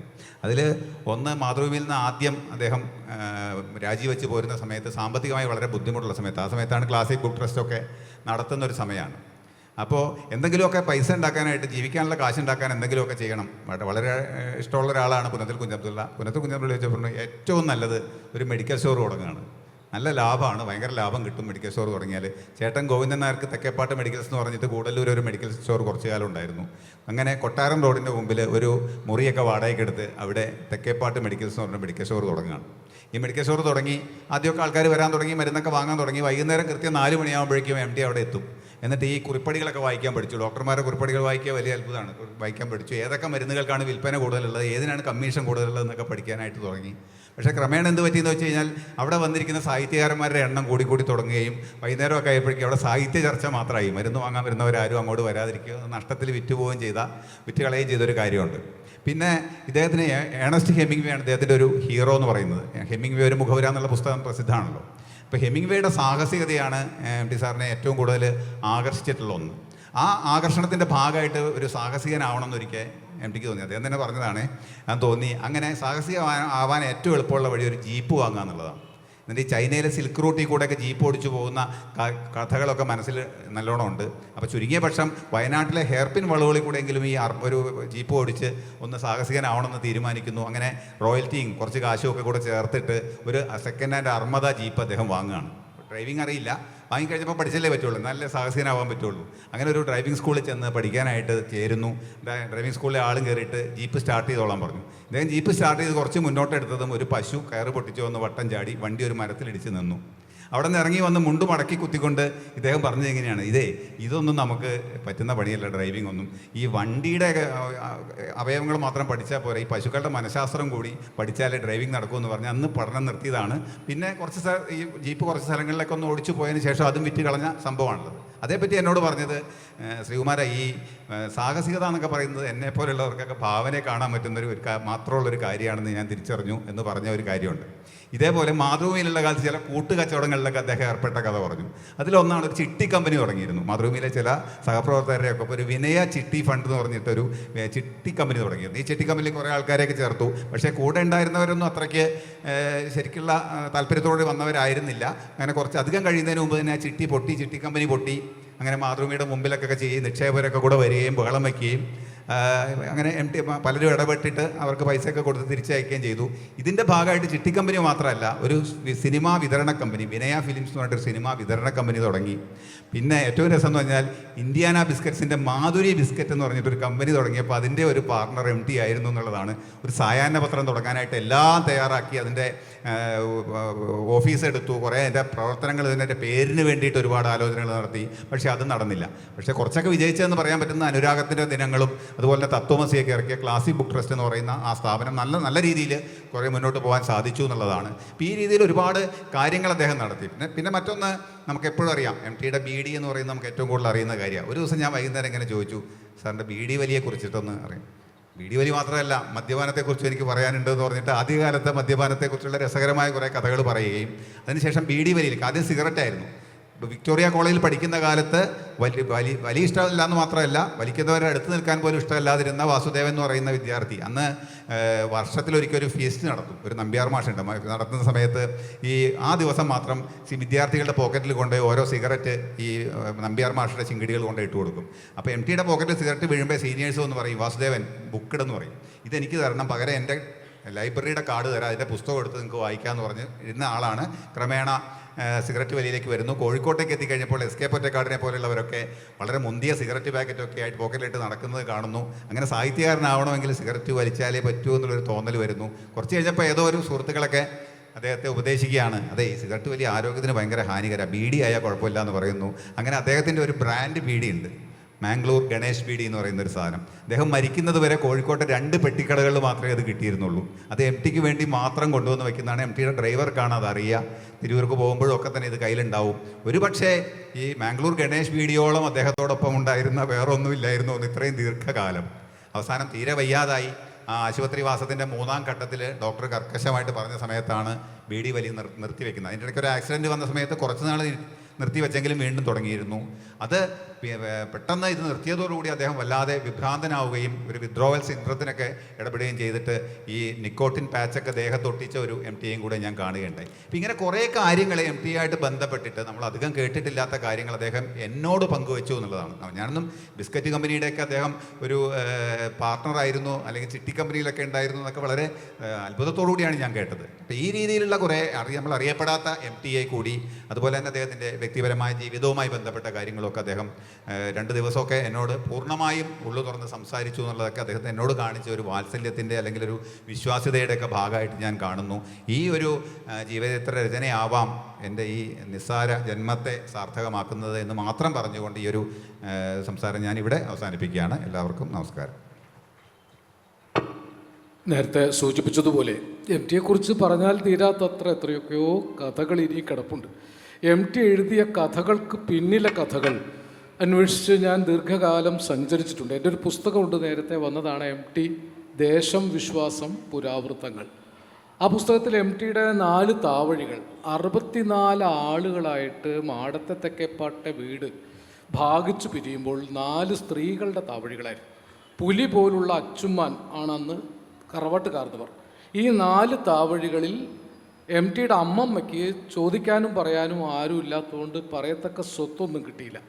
അങ്ങനെ കുറച്ച് ഭൂമിയും താമസിക്കാൻ സ്ഥലവുമില്ലാതെ പപ്പടച്ചട്ടികൾ ഉപേക്ഷിച്ചു പോയ താന്നിക്കുന്നിൻ്റെ നെറുകയിലുള്ള ഒരു വീട്ടിലാണ് വാസുവേട്ടനെ പ്രസവിച്ചത്. വാസുവേട്ടനെ നേരിട്ട് പറഞ്ഞിട്ടുള്ളതാണ്, ഓർമ്മയില്ല കാലം. പിന്നീട് അമ്മ തന്നെയാണ് മാടത്തെ തെക്കേപ്പട്ടെ പത്തായപ്പുര വിലയ്ക്ക് വാങ്ങിച്ച് അവിടെ താമസമാക്കിയത്. ജ്യേഷ്ഠന്മാർക്ക് ജോലി കിട്ടിയതിന് ശേഷമാണ് തറവാട്ട് വീട് വാങ്ങിയതും. മച്ചിൽ ചൊവ്വായപ്പെട്ട ധനമുണ്ടായിരുന്ന മച്ചിലെ ഭഗവതി കൂടിയിരുന്ന സ്ഥലം, മാടത്തെ തെക്കേപ്പാട്ടെ വീടിനെ കുറിച്ചുള്ള പുരാവൃത്തം അതാണ്. ഒരിക്കൽ കൊടിക്കുന്നത്ത് കാവിലെ നിവേദ്യം മാത്രം കഴിച്ച് ജീവിച്ചിരുന്ന മുത്തശ്ശിക്ക് പെരുമഴ കാരണം, പ്രളയം കാരണം കൊടിക്കുന്നത്തേക്ക് പോകാൻ കഴിയാതെ വന്നപ്പോൾ രാത്രി വിശന്നു പൊരിഞ്ഞ് കുട്ടികൾ കരയുമ്പോൾ വാതിൽ തുറന്ന് പട്ടിട്ടുള്ള ഒരു രൂപം, ഇതാ കുട്ടികൾക്ക് ചോറ് കൊടുക്കൂ എന്ന് പറഞ്ഞു. ആ രൂപം മച്ചിലേക്ക് നടന്നുപോയി ചോറ് തന്ന ഭഗവതിയാണെന്ന് MT പറയുന്നത് ഈ കൊടിക്കുന്നത്ത് കാവിലെ അമ്മയെക്കുറിച്ചാണ്.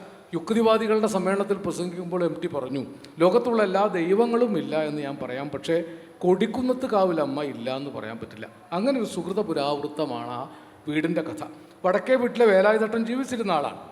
മളുടുത്തി ഇത്തിരി ചോറ് തരുമോ എന്ന് പറഞ്ഞ് ചങ്ങലക്കിട്ടടുത്ത് നിന്ന് ഓടി വന്ന രംഗം തീവണ്ടി എഞ്ചിനുകളുടെ കോലാഹലം കൊണ്ട് കിടുങ്ങിയിരുന്നൊരു മാളിക മുകളിലിരുന്ന് ഓർത്ത കാര്യം MT പറയുന്നുണ്ട്. ഈ വേലായുധേട്ടൻ ഗോപിയേട്ടൻ എന്ന് പറയുന്ന ഒരാളാണ്. മതം മാറി ഗോവിന്ദൻകുട്ടി ഗോപിയേട്ടൻ അവിടെ ജീവിച്ചിരുന്ന ആളാണ്. MTയുടെ താവഴിയിൽപ്പെട്ട ഒരാളാണ്. പകിടകളിക്കാരൻ കോന്തുണ്ണി നായരും MTയുടെ തറവാട്ടിൽപ്പെട്ട ഒരാളാണ്. അവസാനം അച്യുതൻ നായന്മാർ കുറേ ഉണ്ടായിരുന്നു. അച്യുതൻ കൂടല്ലൂരിൻ്റെ അച്ഛനൊരു അച്യുതൻ നായർ, അടുത്ത കാലത്ത് മരിച്ച MT അച്യുതൻ നായർ, മാളു എടുത്ത്, ഇങ്ങനെ കുറേ കഥാപാത്രങ്ങൾ MTയുടെ കഥയിലുണ്ട്. MT പറയാത്ത ചില കഥാപാത്രങ്ങളുമുണ്ട്. ഈ ഗോപിയേട്ടൻ, 2 ഗോപിയേട്ടന്മാരുണ്ടായിരുന്നു. ഒരു ഗോപിയേട്ടൻ ആണ് ഈ മരിപ്പിച്ചിരുന്ന ആൾ. സ്വർഗം തുറക്കുന്ന സമയത്തിലെ കുട്ടിനാരായണൻ ഈ ഗോപിയേട്ടനാണ്. ഗോപിയേട്ടനോട് ആളുകൾ ചോദിച്ചു, ശരിയാണ് ഗോപിയെ, നീ മരിക്കുമ്പോൾ ആരാ അതൊക്കെ ചെയ്യുക എന്നുള്ളത് ഉണ്ടായ സംഭവമാണെന്ന് MT തന്നെ പറഞ്ഞത്. ഒരിക്കൽ ഗോപിയേട്ടനെ കുറിച്ച് വാസുവേട്ടനോട് പറഞ്ഞൊരു കാര്യം, കൂടല്ലൂർ വന്ന് മടങ്ങിപ്പോകുമ്പോൾ രാവിലെ പോരാൻ പുറപ്പെട്ടപ്പോൾ ഗോപിയേട്ടൻ വന്നു, വാസു നീ പോവുകയാണോ എന്ന് ചോദിച്ചു. അതേ, ഞാൻ എന്നോടുള്ള സ്നേഹം കൊണ്ട് പറയാം, പറ്റുമെങ്കിൽ ആ തള്ളയൊന്ന് പോയി കണ്ടോ, ഞാൻ ഇന്നലെ പോയിരുന്നു, ആ തള്ളയുടെ കണ്ണും മോറും ഒന്നും അത്ര ശരിയല്ല, ഒന്ന് കണ്ടിട്ട് പോരേന്ന്. ഈ തള്ള എന്ന് പറയുന്നത് കൊടിക്കുന്നത്ത് കാവിലെ ഭഗവതിയാണ്. അവിടെ ചെല്ലാൻ ചുറ്റും പരിഭവം കൊണ്ട് മുഖം കാണിച്ചു എന്നാണ് ഈ ഗോപിയേട്ടനെ കുറിച്ച് കുറേ കഥ പറഞ്ഞു. ഒരു മേനോൻ സംബന്ധ വീട്ടിലേക്ക് നായയെ കൊണ്ട് റാന്തൽ വിളക്ക് കടിച്ചു പിടിച്ച് കൊണ്ടുപോയിരുന്നൊരു കഥ പറഞ്ഞിരുന്നു. അത് ഒരു സ്ഥലത്ത് പറഞ്ഞ് കുമരനെല്ലൂരിലെ കുളങ്ങളിൽ സൂചിപ്പിച്ചിട്ടുണ്ട്. പക്ഷെ അതിനെക്കുറിച്ച് ഒരു ദീർഘ നോവൽ എഴുതാൻ അവിടെ തന്നെ ജീവിച്ചിരുന്ന എൻ്റെ സഹപാഠിയായിരുന്ന രാമരാജൻ്റെ പിതാവ് ഒരു അച്യുതൻ നായരുണ്ടായിരുന്നു. അയാൾ ഒറ്റയ്ക്ക് കിണർ കുഴിക്കുകയും ഒറ്റയ്ക്കൊരാൾ ഒരു വീട് പടുത്ത് കെട്ടി ഉണ്ടാക്കുകയും ചെയ്തു. ആ വീട് ഇപ്പോഴും ഉണ്ട്. ആ അച്യുതൻ നായരെ മുൻനിർത്തിക്കൊണ്ട് കൂടല്ലൂരിൻ്റെ ശേഷം കഥകൾ കൂടി പറയണം എന്ന് MT ആഗ്രഹിച്ചിരുന്നു. എനിക്ക് സംശയം, അത് കുറച്ച് എഴുതി തുടങ്ങിയിരുന്നു ആ നോവലെന്നാണ്. ശ്രീകുമാറിന് അത് കാണാൻ കഴിഞ്ഞിട്ടുണ്ടോ? അത് കുറച്ച് എഴുതി തുടങ്ങിയിരുന്നു, പൂർത്തിയാക്കിയില്ലെങ്കിൽ. ഒരുപക്ഷെ കൂടല്ലൂർ എന്ന അത്ഭുതകരമായൊരു ഭൂപ്രദേശം, പൂമാൻ തോട് തൊട്ട് കൈതക്കാട് വരെ അതിരിടുന്ന ഗ്രാമപ്രദേശം, വാഴാലിക്കാവ്, വാഴാവ് എന്നൊക്കെ പറയുന്ന കാവ്, പള്ളി, കൂടല്ലൂർ കുഞ്ഞു സാഹിബ്, പള്ളിമഞ്ഞാലിൽ കുഞ്ഞു സാഹിബിൻ്റെ സ്കൂളിൽ പഠിപ്പിക്കാൻ വന്നതാണ് പുന്നേർക്കുളത്തെ നാരായണൻ നായർ. പള്ളിമഞ്ഞാലിലെ കുഞ്ഞു സാഹിബാണ് ഇവിടെ തെക്കേപ്പാട്ട് അമ്മാളും അമ്മാരുടെ സ്ത്രീയുണ്ട്, നല്ല കുടുംബക്കാരാണ് എന്ന് പറഞ്ഞ് നാരായണൻ നായരെ അവിടെ സംബന്ധം ആലോചിപ്പിച്ച് കല്യാണം കഴിപ്പിക്കുന്നു. ഈ കുഞ്ഞു സാഹിബ് കേരള ചരിത്രത്തിലെ പ്രധാനപ്പെട്ട ഒരാളാണ്. ആ കുഞ്ഞു സാഹിബിൻ്റെ മകനായിരുന്നു KPCC പ്രസിഡൻ്റായിരുന്ന KP മൊയ്തീൻകുട്ടി സാഹിബ്. ആ കുഞ്ഞു സാഹിബിൻ്റെ മകനായിരുന്നു ദേശാഭിമാനിയുടെ എഡിറ്റർ ഒക്കെ ആയിട്ട് കുറച്ചു കാലം ഉണ്ടായിരുന്ന അടിയുറച്ച കമ്മ്യൂണിസ്റ്റുകാരനായിരുന്ന PK മുഹമ്മദ് കുഞ്ഞി. ആ കുഞ്ഞു സാഹിബിൻ്റെ മകനായിരുന്നു കേരളത്തിലെ അവസാനത്തെ റോയിസ്റ്റുകളിൽ ഒരാളായിരുന്ന PK അബ്ദുക്ക എന്ന് വിളിച്ചിരുന്ന അബ്ദുറഹീം, നമ്മുടെ ഷീബ അമീറിൻ്റെ ഉപ്പ. അപ്പം അങ്ങനെ ഒരു വലിയ പാരമ്പര്യമുള്ളൊരു കുടുംബമാണ്. ആ മുതലാളിയെക്കുറിച്ച് MTയുടെ പല നോവലുകളിലും വരുന്നുണ്ട്. അസുരവിത്ത് ഒരു പക്ഷേ കേരളത്തിലെ ഏറ്റവും പ്രധാനപ്പെട്ട ഒരു മതേതര മാനവികതയുടെ ദൃഷ്ടാന്തമായ നോവലാണ്. അതിൽ പറയുന്നുണ്ട്, അന്ന് മക്കത്ത് പോയ വയസ്സ് എന്ന മുതലാളി സുഖമില്ലാതെ കിടക്കുകയായിരുന്നു. 21 ലഹളക്കാലത്ത് ലഹളയുടെ വിവരങ്ങൾ ദൂരെ നിന്ന് കേട്ട് തുടങ്ങി. ഒഴിച്ചു പോകണോ എന്ന് മാപ്പിളമാരും ഹിന്ദുക്കളും ആലോചിച്ചു. അപ്പോൾ വയ്യാതെ കിടക്കുന്ന മുതലാളി പറഞ്ഞു, പടച്ചോൻ്റെ വീണ്ട് കണ്ടായിട്ട് ഞാൻ ഇവിടെ ജീവനോടെ ഇരിക്കുന്നുണ്ടെങ്കിൽ ഒറ്റ മാപ്പിളയും ഹിന്ദുവിനെ തൊടൂല, ഒറ്റ ഹിന്ദു മാപ്പിളേനെ തൊടൂല, ആരും ഈ നാട് വിട്ട് പോകരുത്. അയാളൊരു ആൺകുട്ടിയായിരുന്നു എന്ന് പറയുന്നുണ്ട് കുഞ്ഞിമരക്കാർ. ഇന്ന് നമുക്കില്ലാതെ പോയാൽ ആരും നാട് വിട്ട് പോകരുത് എന്ന് പറയാൻ ധൈര്യം കാണിച്ച അങ്ങനെ ചില കഥാപാത്രങ്ങൾ MTയുടെ നോവലിലുണ്ട്. അതിൻ്റെ പൂർവ്വരൂപങ്ങളൊക്കെ കൂടല്ലൂരിൽ ഉണ്ടായിരുന്നതാണ്. വേലായുധൻ്റെ കാര്യം പറഞ്ഞതുപോലെ തന്നെ ഒരുപാട് കാതുമുറിച്ച മീനാക്ഷിയടത്തി ഈ പപ്പടച്ചട്ടികൾ ഒഴിച്ചു പോയ വീട്ടിൽ കുറേ കാലം താമസിച്ചു. MT ജനിക്കുന്നതിന് മുമ്പ് മരിച്ചു പോയതാണ്. ചൊവ്വായപ്പെട്ട ധനത്തിന് വേണ്ടി മച്ച് കിളച്ചത് ഉണ്ടായ കഥയാണ്.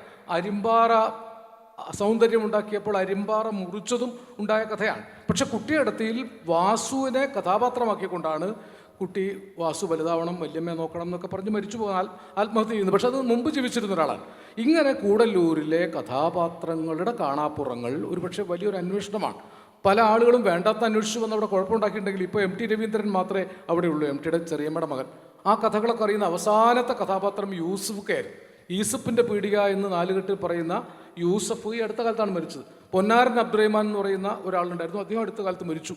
2 കഥാപാത്രങ്ങളായിരുന്നു. അവസാനം ചന്തു എന്ന് പറയുന്നൊരു കഥാപാത്രം, അയാളുടെ മകൻ അവിടെ ഉണ്ട്. അങ്ങനെ ചില കഥാപാത്രങ്ങളെ അവരുടെ ബാക്കിയുള്ളവരെ കൂടല്ലൂരുള്ളൂ.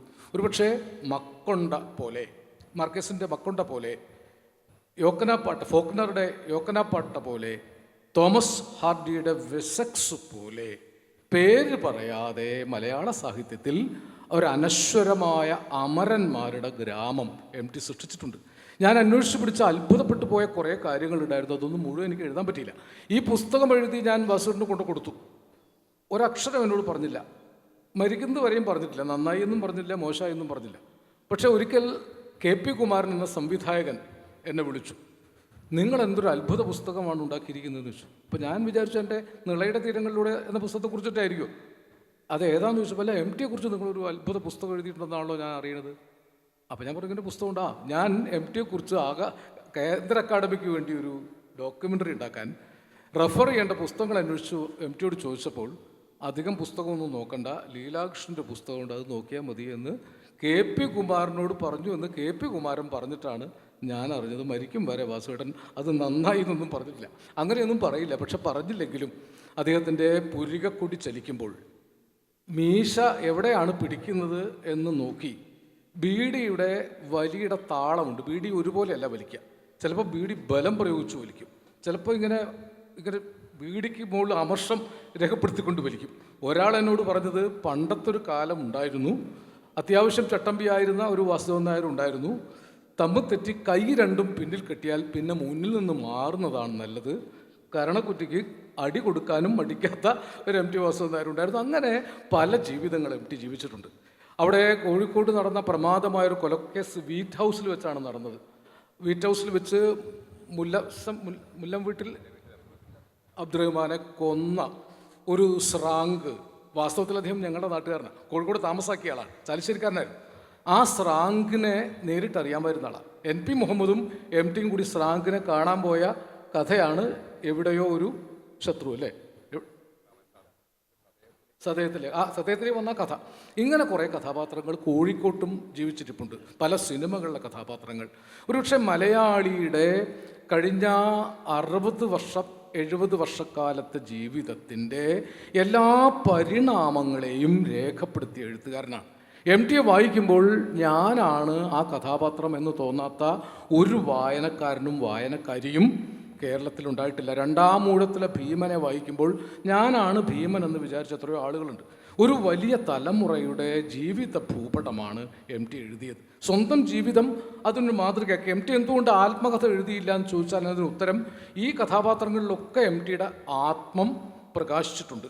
രാമക്കുറുപ്പ് എന്ന പേരിൽ ഒരിക്കലും നാട്ടിലറിയപ്പെടാത്ത വെളിച്ചപ്പാടിൻ്റെ കഥയാണ് നിർമ്മാല്യത്തിൽ പറഞ്ഞത്. നിർമ്മാല്യം ഷൂട്ട് ചെയ്തത് എൻ്റെ തൊട്ടയൽ ഗ്രാമമായ മൂക്കുതലയിലാണ്. അന്ന് എം ടിയെ ചുറ്റിപ്പറ്റി ഞങ്ങൾ നടന്നത് ഓർക്കുന്നുണ്ട്. അന്ന് സിനിമ ഷൂട്ടിംഗ് കാണാൻ വന്ന കുട്ടികളെയൊക്കെ അഭിനയിപ്പിക്കും എന്ന് പറഞ്ഞ് ഞാനൊക്കെ അഭിനയിച്ചിട്ടുണ്ട്. പക്ഷേ എനിക്ക് സിനിമയിൽ കാണാൻ പറ്റിയില്ല. അങ്ങനെ പൂരത്തിന് പോകുന്ന ആളുകളുടെ കൂടെ ഇതാ പോയി എന്ന് കണ്ടപ്പോഴേക്കും കാണാനില്ലാതെ ഞാൻ 3 തവണ സിനിമ കാണാൻ പോയി. പൈസ ഇല്ലാതെ ഇടവേളയ്ക്ക് ഒളിച്ചു നിന്ന് കയറിയിട്ട് മാനഭംഗപ്പെടുകയും ചെയ്തു. എന്നിട്ടും ഞാൻ കണ്ടിട്ടില്ലെങ്കിലും ഇപ്പോഴും എം ടിയുടെ രേഖപ്പെടുത്തപ്പെടാത്ത മനുഷ്യഭൂപടത്തിലെ അറിയപ്പെടാത്ത ഒരാളായി ജീവിക്കാൻ കഴിയുന്നതാണ് ജീവിതത്തിലെ ഏറ്റവും വലിയ ധന്യത എന്ന് ഞാൻ വിചാരിക്കുന്നുണ്ട്. ആർക്കൊക്കെ എം ടിയെ വിമർശിക്കാനുള്ള സ്വാതന്ത്ര്യമുണ്ടെങ്കിലും ഞാനത് സമ്മതിച്ചു കൊടുക്കാറില്ല ഒരു കാലത്ത്. ഞങ്ങൾക്ക് വിശേഷിച്ച് 3 പേർക്ക് എം ടി വിമർശനം സമ്മതിക്കാൻ പറ്റില്ല. എം ടിയെക്കുറിച്ച് മോശമായിട്ടൊരു വാക്ക് മരിക്കുന്നത് വരെ പറയുകയുമില്ല. കാരണം അദ്ദേഹത്തിൽ മോശമെന്ന അവസ്ഥ ഉണ്ടായിരുന്നില്ല. അദ്ദേഹം തന്നെ പറഞ്ഞിട്ടുണ്ട്, എൻ്റെ പരിമിതികളോടെ എന്നെ മനസ്സിലാക്കുന്നവർ മാത്രം എന്നെ സ്നേഹിച്ചാൽ മതി. ഇത് എം ടിയുടെ പ്രസ്താവനയാണ്. എൻ്റെ പരിമിതികളോടെ എന്നെ മനസ്സിലാക്കുന്നവർ മാത്രം എന്നെ സ്നേഹിച്ചാൽ മതി. ആ പരിമിതികളോടെ എം ടിയെ സ്നേഹിച്ച് ഇന്നും എം ടിയെ വായിച്ച് ആത്മഹത്യയിൽ നിന്ന് പിന്തിരിഞ്ഞ ആളുകളെ എനിക്ക് നേരിട്ടറിയാം. ഒരാളെങ്കിലും എനിക്ക് നേരിട്ടറിയാം. എം ടിയുടെ 2-ാമൂഴം വായിച്ചിട്ടാണ് അദ്ദേഹം ആത്മഹത്യയിൽ നിന്ന് പിന്തിരിഞ്ഞത്. നേരിട്ട് എന്നോട് പറഞ്ഞിട്ടുണ്ട്. അദ്ദേഹത്തിൻ്റെ മകൻ കല്യാണം കഴിച്ച എൻ്റെ നാട്ടിൽ നിന്നാണ്. അദ്ദേഹം അത് പരസ്യമായിട്ടും പറഞ്ഞിട്ടുണ്ട്. എം ടിയെ വായിച്ച് ഇപ്പോഴും മാനസിക തകർച്ച വരാതെ ജീവിക്കുന്ന ആളുകളുണ്ട്. ഒരു ദുഃഖം വരുമ്പോൾ അപ്പുണ്ണിയെ വീണ്ടും വായിച്ചു നോക്കും, അല്ലെങ്കിൽ കാലം വീണ്ടും വായിച്ചു നോക്കും, അല്ലെങ്കിൽ വിലാപയാത്ര വായിച്ചു നോക്കും, 2-ാമൂഴം വായിച്ചു നോക്കും. ഇങ്ങനെ എം ടിയുടെ കഥകൾ വായിച്ച് മരണത്തിൽ നിന്ന് രക്ഷപ്പെട്ട ആളുകളുണ്ട്. എം ടിയെപ്പോലെ ഇത്രയേറെ ഹൃദയങ്ങളെ സ്വാധീനിച്ച ഒരു എഴുത്തുകാരൻ എന്തുകൊണ്ടോ എം ടിക്ക് മുമ്പ് എത്രയോ പ്രഗത്ഭരായ എഴുത്തുകാരുണ്ടായിട്ടുണ്ട്. എം ടിക്ക് ശേഷവും എം ടി ആണ് ലോകത്തിലെ ഏറ്റവും വലിയ എഴുത്തുകാരെന്നൊന്നും പറയുന്നതിൽ യുക്തിയില്ല. പക്ഷേ എം ടിയോളം ഇത്രയേറെ ജനഹൃദയങ്ങളിൽ അധികാരം സ്ഥാപിച്ച, സ്നേഹാധികാരം സ്ഥാപിച്ച ഒരു എഴുത്തുകാരൻ വേറെയില്ല. ഒരു ഒത്തുചേരലുണ്ട്. അവർ കോർട്ട് റോഡിൽ ഒരു ഓഫീസ് എടുത്തു. പടികൾ 4 നിലകളിൽ പടികൾ കയറണം. വാസുട്ടനും ഉപ്പായും ഒക്കെ പടി കയറി വൈകുന്നേരം എത്തിക്കഴിഞ്ഞാൽ ഒരു ചർച്ചയുണ്ട്. അവർ പ്രസിദ്ധീകരിക്കാൻ പോകുന്ന പുസ്തകത്തെക്കുറിച്ചുള്ള ചർച്ച ലോക സാഹിത്യത്തെക്കുറിച്ചിട്ടുള്ള ഒരു ചർച്ചയായി മാറുമായിരുന്നു. അതിൻ്റെ ആർട്ട് ഡയറക്ടർ താനാണ് എന്ന് പറഞ്ഞ് വാസുട്ടൻ എന്നെ അധികാരപ്പെടുത്തിയിരിക്കുന്ന കാര്യമുള്ളത് കൊണ്ട് ഈ പുസ്തക പ്രസാധന കല ഇവർ 2 പേരും എങ്ങനെ വശമാക്കി കഴിഞ്ഞിരുന്നു എന്നുള്ളതും മനസ്സിലാക്കാൻ സാധിച്ചിട്ടുണ്ട്. പലതുകൊണ്ടും അത്ഭുതം തന്നെയാണ് ഇദ്ദേഹത്തിൻ്റെതുള്ളത്. ഒരു എഴുത്തുകാരൻ എന്നുള്ള നിലക്ക് ഒരിക്കൽ പറഞ്ഞു, ഞാൻ ഈ അത്രയൊന്നും നല്ലതല്ലാത്ത സിനിമയ്ക്ക് എന്തിനു വേണ്ടി തിരക്കഥ എഴുതുന്നു എന്ന് ചോദിക്കാനുള്ള ഒരു ആത്മധൈര്യം ആ ബന്ധം തന്നത് കൊണ്ട്. അപ്പോൾ പറഞ്ഞു, ഈ എഴുതുന്നതൊക്കെ കേമമാണെന്നുള്ള അഭിപ്രായമൊന്നും എനിക്കില്ല. എനിക്ക് എഴുതാനിരിക്കുന്നതാണ് ഏറ്റവും കേമമായ കാര്യമായുള്ളത്. എന്നിട്ട് പറഞ്ഞു, ആർതർ മില്ലർ എന്ന് പറയുന്ന നാടകകാരൻ ഹോളിവുഡിൽ തിരക്കഥ എഴുതി കൊടുക്കും, കാശ് കിട്ടിയിട്ട് ബ്രോഡ്വേയിൽ വന്നിട്ട് പണം ചെലവഴിച്ച് നാടകം അവതരിപ്പിക്കും. എനിക്കും അത്രയൊക്കെ തന്നെ മോഹമുള്ളൂ. ജീവിക്കാനുള്ള കാശ് കുറച്ച് കൂടുതൽ കിട്ടും, അത് ആർക്കെങ്കിലും സഹായിക്കേണ്ടടുത്ത് സഹായിക്കാം. ഈ സഹായിച്ചവരുടെ പട്ടികയിൽ ഒത്തിരി പേരുണ്ട്. എൻ്റെ ഉപ്പയും ഉണ്ട്. എൻ്റെ ഉപ്പയുടെ വിഷമം പിടിച്ചപ്പോൾ അത് പറയുന്നതിന് ഒരു മടിയുമില്ല. 2 പേരും ഇല്ലാത്തത് കൊണ്ട് എന്തായാലും ധൈര്യമായിട്ട് പറയാം, തല്ല് കിട്ടൂല. ഒരു വിഷമം പിടിച്ച സന്ദർഭങ്ങളിലൊക്കെയും തന്നെയും ഉപ്പയ്ക്ക് കൂട്ടുണ്ടായിരുന്നത് വാസുവേട്ടനാണ്. അപ്പോഴേ ഞാൻ പറഞ്ഞു വരുന്നത്, ഈ വിധത്തിൽ വ്യത്യസ്തമായിരിക്കുന്ന രചനകൾ എഴുതിയിട്ടുള്ള എല്ലാ രചനകളും ഒന്നും അത്ര കേമല്ല എന്നും എനിക്കറിയാവുന്ന ഒരു ചെറിയ കൃഷിക്കളത്തിലിരുന്ന് നീളാനദിയുടെ തീരത്തിരുന്നിട്ട് ഞാൻ എഴുതുന്നു എന്ന് പറഞ്ഞിട്ടുള്ള വിനയമുണ്ട്. പക്ഷേ വായിക്കുന്നവർക്കറിയാം, ലോക്കലിൽ നിന്ന് യൂണിവേഴ്സലിലേക്ക് കൊണ്ടുപോകുന്ന ഒരു സാഹിത്യകല, സാഹിത്യരചനാ പാഠവും എം ടിക്ക് ഉണ്ടായിരുന്നു, എൻ പിക്കും ഉണ്ടായിരുന്നു എന്നുള്ളത്. എണ്ണപ്പാടം എന്നുള്ളത് പുസ്തകം കീഴാളവർഗത്തെ കുറിച്ചിട്ടുള്ള അതും എം ടിയുടെ ചർച്ചയിൽ നിന്നാണ് വന്നിരിക്കുന്നത് പുസ്തകത്തിൻ്റെ എന്നുള്ള. കീഴാള മുസ്ലിങ്ങൾ ആദ്യമായിട്ട് പ്രത്യക്ഷപ്പെടുന്ന പുസ്തകമാണ്. എം ടി ഇല്ലായിരുന്നെങ്കിൽ എൻ പി എഴുതുമായിരുന്നില്ല ദൈവത്തിൻ്റെ കണ്ണ് എന്നുള്ള പുസ്തകം. അത് എം ടിയുടെ സ്നേഹസമ്മർദ്ദത്തിന് കീഴ്പ്പെട്ടുകൊണ്ടിട്ടാണ് അതിൽ നോവൽ എഴുതിയിട്ടുള്ളത്. ഇങ്ങനെ കൂട്ടുകാർക്കൊക്കെയും തന്നെയും നല്ലത് പറയാനുള്ള, ഇതൊന്നും പറഞ്ഞു നടക്കുന്നത് അദ്ദേഹത്തിന് ഇഷ്ടമില്ലാത്തത് കൊണ്ട് ജീവിച്ചിരിക്കുന്ന കാലത്ത് നമ്മളാരും കാര്യങ്ങൾ പറഞ്ഞിട്ടുമില്ല. പക്ഷേ പത്മനാഭൻ്റെ രചന അവതരിപ്പിക്കുവാൻ ഏറ്റവും ഉന്നതമായൊരു സ്ഥാനം കൊടുത്തിരിക്കുന്ന പത്രാധിപരെ കുറിച്ചാണ് ഇദ്ദേഹം പിന്തുടർന്ന് പറഞ്ഞുകൊണ്ടേയിരുന്നത് എന്നുള്ളത് പപ്പേട്ടനോട് തന്നെ ഞങ്ങൾ ചോദിച്ചിട്ടുണ്ട്, പറഞ്ഞിട്ടുണ്ട്. സാറ് അവസാനം എഴുതിയ കഥ, അവസാനത്തിന് തൊട്ടു മുമ്പ് എഴുതിയ കഥ മാധ്യമം വാരികയിൽ വന്ന കൽപ്പാന്തമാണ്. അവസാനം എഴുതിയത് കാഴ്ച. അവസാനം എഴുതിയ നോവല് വാരണാസിയാണ്. കഥ എഴുതി കഴിഞ്ഞിട്ട് 30 കൊല്ലം അദ്ദേഹം കഥ എഴുതാനായിട്ട് കടലാസ് പേന എടുത്തിട്ടില്ല. അതുപോലെ മറ്റൊരു നോവൽ എഴുതാനായി ആഗ്രഹം ഉണ്ടായിരുന്നെങ്കിലും എഴുതിയിട്ടില്ല. പിന്നെ ആത്മകഥാപരമായ ചില കാര്യങ്ങളൊക്കെ പറഞ്ഞു കൊടുക്കുകയും കേട്ടെഴുതുകയൊക്കെ ചെയ്ത സന്ദർഭങ്ങൾ ഉണ്ടായിട്ടുണ്ട്. ഞാൻ അദ്ദേഹത്തോട് ചോദിച്ചു, ഇത്രയും വലിയൊരു ഇടവേള, കാരണം സാറിൻ്റെ ഒരു കഥ വരാൻ, ഒരു നോവൽ വരാൻ കാത്തിരിക്കുന്ന പരസഹസ്രം വായനക്കാരും അത്രയേറെ പത്രാധിപന്മാരും ഉള്ളൊരു കാലത്ത് എന്തുകൊണ്ട് എഴുതിയില്ല തുടർന്നെന്ന് ചോദിച്ചപ്പോൾ ഒരു നിമിഷത്തെ മൗനത്തിന് ശേഷം അദ്ദേഹം പറഞ്ഞത്, കാഴ്ച പോലൊരു കഥ അല്ലെങ്കിൽ വാരണാസി പോലൊരു നോവൽ, അതിനെ മറികടക്കുന്ന ഒന്ന് എഴുതാൻ എനിക്ക് സാധിക്കില്ല എന്നെനിക്ക് ബോധ്യമായപ്പോൾ ഞാൻ എഴുത്ത് വേണ്ട എന്ന് വെച്ചു എന്നുള്ളതാണ്. അതൊരു ആർജവമാണ്. ഈ 3 പതിറ്റാണ്ട് കാലത്തെ ഇടവേളയ്ക്ക് ശേഷവും ഇന്നും ബെസ്റ്റ് സെല്ലറുടെ ലിസ്റ്റിൽ മഞ്ഞും രണ്ടാമൂഴവും അദ്ദേഹത്തിൻ്റെ സമ്പൂർണ്ണ കഥകളുമൊക്കെ വരുന്നു എന്നുള്ളത് ഒരുപക്ഷെ നേരത്തെ പറഞ്ഞ അദ്ദേഹത്തിൻ്റെ തലമുറയിൽപ്പെട്ടവർ ഇന്നും എഴുതിക്കൊണ്ടിരിക്കുന്ന രചനകളുമായിട്ട് താരതമ്യപ്പെടുത്തുമ്പോൾ നമുക്ക് തന്നെ ആലോചിക്കാവുന്ന ഒന്നാണ്. എഴുതുക എന്നതുപോലെ തന്നെ എഴുതാതിരിക്കുക എന്നൊരു ആർജവും വെച്ച് പുലർത്തിയ മഹാപ്രതിഭാശാലി എന്ന് എം ടിയെ വിശേഷിപ്പിക്കാൻ ഞാൻ ആഗ്രഹിക്കുന്നു. നന്ദി. നേരത്തെ ശ്രീകുമാർ അവസാനിപ്പിച്ച കാര്യം പറയാണ്. അവസാനത്തെ 3.5 പതിറ്റാണ്ട് അദ്ദേഹം എഴുതിയ ഒരു മഹാഗ്രന്ഥത്തിൻ്റെ പേര് തുഞ്ചൻ പറമ്പ് എന്നാണ്. 3.5 പതിറ്റാണ്ട് കാലം എം ടി സർവ്വ ഊർജവും ചെലവഴിച്ചത് ഭാഷയ്ക്കൊരു ലോകോത്തര സ്മാരകമുണ്ടാക്കാനാണ്. ഷേക്സ്പിയറുടെ സ്മാരകം കണ്ട ഒരു മാതൃക സ്വപ്നം കണ്ടിട്ടാണ് ശുദ്ധശൂന്യതയിൽ നിന്ന് അലാവുദ്ദീൻ്റെ അത്ഭുത വിളക്ക് കൊണ്ടുണ്ടാക്കിയതുപോലെ ലോകോത്തര ഭാഷാസ്മാരകം എം ടി ഉണ്ടാക്കിയത്. എളുപ്പമായിരുന്നില്ല. ആ കാലത്ത് വലിയ വിവാദങ്ങളുണ്ടായി. തുഞ്ചൻ പറമ്പിൽ കോട്ടേജ് ഉണ്ടാക്കുന്നത് മദ്യപാനം കുടിക്കാനാണ് എന്ന് ആ വാക്ക് പറഞ്ഞാൽ അറിയാലോ ആരാണ് പറഞ്ഞിട്ടുണ്ടാവുക. മദ്യപിക്കാനാണെന്നല്ല, മദ്യപാനം കുടിക്കാനാണെന്ന് സാധാരണ പറയുന്ന ആൾ വിവാദം ഉണ്ടാക്കി. ആചാര്യന്മാരത് ഏറ്റുപിടിച്ചു, പത്രങ്ങൾ ഏറ്റുപിടിച്ചു. അക്കാലത്ത് ധാർമ്മിക രോഷം കൊണ്ട് കുറേ കൂടി ചെറുപ്പക്കാരനായ ഞാൻ ചോദിച്ചു, ഇതിനൊക്കെ മറുപടി പറയേണ്ടേ വാസുവേട്ടാ? എന്നെ നോക്കിയിട്ട് പറഞ്ഞു വളരെ കർക്കശമായിട്ട്, വർത്തമാനമില്ല, പണിയെടുത്താൽ മതി, കാണിച്ചു കൊടുത്താൽ മതി. അങ്ങനെ വാശിക്ക് തന്നെയാണ് തുഞ്ചൻ പറമ്പ് ഉണ്ടാക്കിയത്. എത്രമാത്രമാണ് അദ്ദേഹം അതിനൊരു ത്യാഗം സഹിച്ചതെന്ന് മലയാളം നാളെ മനസ്സിലാക്കും. ഭാഷ നിലനിൽക്കണം, ഭാഷയ്ക്കൊരു സ്മാരകം വേണം. അതിനുവേണ്ടി തൻ്റെ പ്രശസ്തി വിറ്റ് മുതൽക്കൂട്ടിയതാണ്. ഒരു ചെറിയ കാര്യം കൂടി, ലീലാ കൃഷ്ണൻ നായർ ലീല പെൻഡ ഹോട്ടലിലെ കൃഷ്ണൻ നായർക്ക് സംഭാവന ചോദിക്കാൻ വേണ്ടി അദ്ദേഹം അപേക്ഷിച്ചപ്പോൾ അവിടെ ഈ ഇൻകം ടാക്സ് എക്സംഷൻ കിട്ടുമോ, അങ്ങനെയുള്ള സ്ഥാപനങ്ങൾക്ക് ഞാൻ കൊടുക്കുകയുള്ളൂ എന്ന് പറഞ്ഞു. എം ടി പിന്നെ ചോദിച്ചില്ല. ജ്ഞാനപീഠം കിട്ടി ബോംബെയിൽ പൗരസ്വീകരണം. അതിൻ്റെ ചെയർമാൻ ലീലാ പെൻഡ കൃഷ്ണൻ നായർ. കൃഷ്ണൻ നായർ അവിടെ വരുന്ന സ്വീകരിക്കുന്നവരെയൊക്കെ ഹോട്ടലിൽ ഒരു പൗര സൽക്കാരം ബോംബെയിലെ എല്ലാ പ്രമാണിമാരെയും വിളിച്ചു വരുത്തും. എം ടിക്കും വിരുന്ന് കൊടുക്കാൻ തീരുമാനിച്ചു. എം ടി അടുത്തേക്ക് ദൂതൻ വന്നു. കൃഷ്ണൻ നായരുടെ ചോറുണ്ണാൻ ഞാൻ വരുന്നില്ല എന്ന് പറഞ്ഞോളാൻ പറഞ്ഞു. കൃഷ്ണൻ നായർക്ക് ഇത് പറയാൻ പാടില്ലാത്ത കാര്യമല്ല, ഉണ്ടായ സംഭവമാണ്. വലിയ മാനഭംഗം വന്നു. രവീന്ദ്രനാഥൻ നായരെ കൊണ്ട് മധ്യസ്ഥതയ്ക്ക് അയച്ചു. കഥാകൃത്തായിരുന്നു. എം ടി വാസുവേട്ടൻ്റെ സ്വന്തം ആളാണ്. വന്നപ്പോൾ പറഞ്ഞു, തുഞ്ചൻ പറമ്പിലേക്ക് നയാ പൈസ തരാത്ത അയാളുടെ സൽക്കാരത്തിന് വാസുവൻ നായർ വരില്ല എന്ന് പറഞ്ഞോളാൻ പറഞ്ഞു. പിന്നെ ദൂതൻ വന്നത് 5 ലക്ഷം രൂപയുടെ ചെക്കുമായിട്ടാണ്. അങ്ങനെ അവനവനെ പ്രശസ്തി വിറ്റ് മുതൽ കൂട്ടിയതാണ്. ഇന്ന് ആ ഭാഷാ സ്മാരകത്തെക്കുറിച്ച് ഓർക്കണം എന്നുകൂടി പറയാൻ ആഗ്രഹിക്കുന്നു. അവസാനം വരെ ഒരു കുട്ടി എം ടിയുടെ ഉള്ളിലുണ്ടായിരുന്നു. ആ കുട്ടി ഒരർത്ഥത്തിൽ അനാഥനായിരുന്നു, ഒറ്റയ്ക്കായിരുന്നു. അതുകൊണ്ട് ഒറ്റയ്ക്കായ മനുഷ്യർ അദ്ദേഹത്തിന് മനസ്സിലായിരുന്നു. ഏകാകികളുടെ ഹൃദയം അദ്ദേഹത്തിന് മനസ്സിലായിരുന്നു. അതുകൊണ്ട് ഒറ്റപ്പെട്ടവരൊക്കെ എം ടിയെ സ്നേഹിച്ചിട്ടുണ്ട്. വിജയികളുടെ കൂടെ ആയിരുന്നില്ല, പരാജയപ്പെട്ടവരുടെ കൂടെ ആയിരുന്നു എം ടി.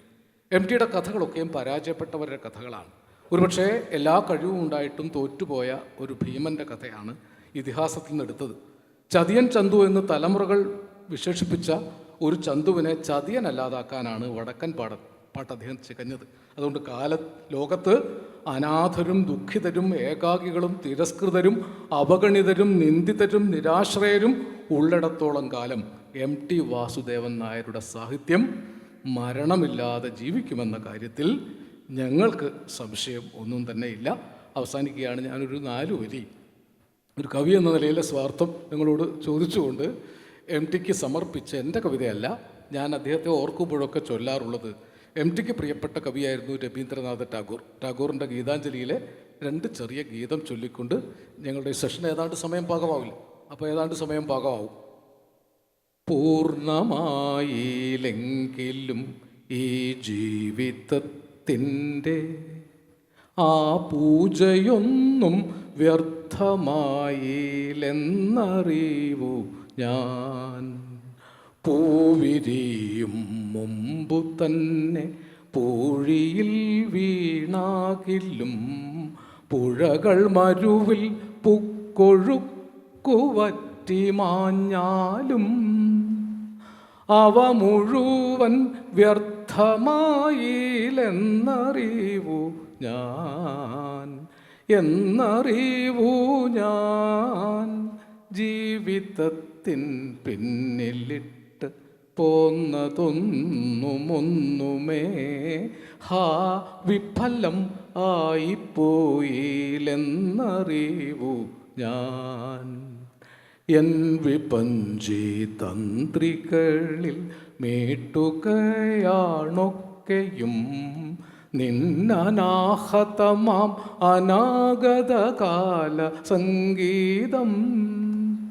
ഒന്നുമൊന്നും വ്യർത്ഥമായില്ലെന്നറിവു ഞാൻ, എന്നറിവു ഞാൻ. ജീവിതത്തിൻ പിന്നിലിട്ട് പോന്നതൊന്നുമൊന്നുമേ ഹാ വിഫലമായി പോയില്ല എന്നറിവു ഞാൻ. ഒന്നും വ്യർത്ഥമാവാതെ, ഒന്നും വിഫലമാവാതെ സമ്പൂർണ്ണ ജീവിതം നയിച്ചു പോയ ഒരു ചരിത്രയുഗ പുരുഷൻ്റെ പേരാണ് എം ടി വാസുദേവൻ നായർ. അദ്ദേഹത്തിന് മരണമില്ല. നമസ്കാരം.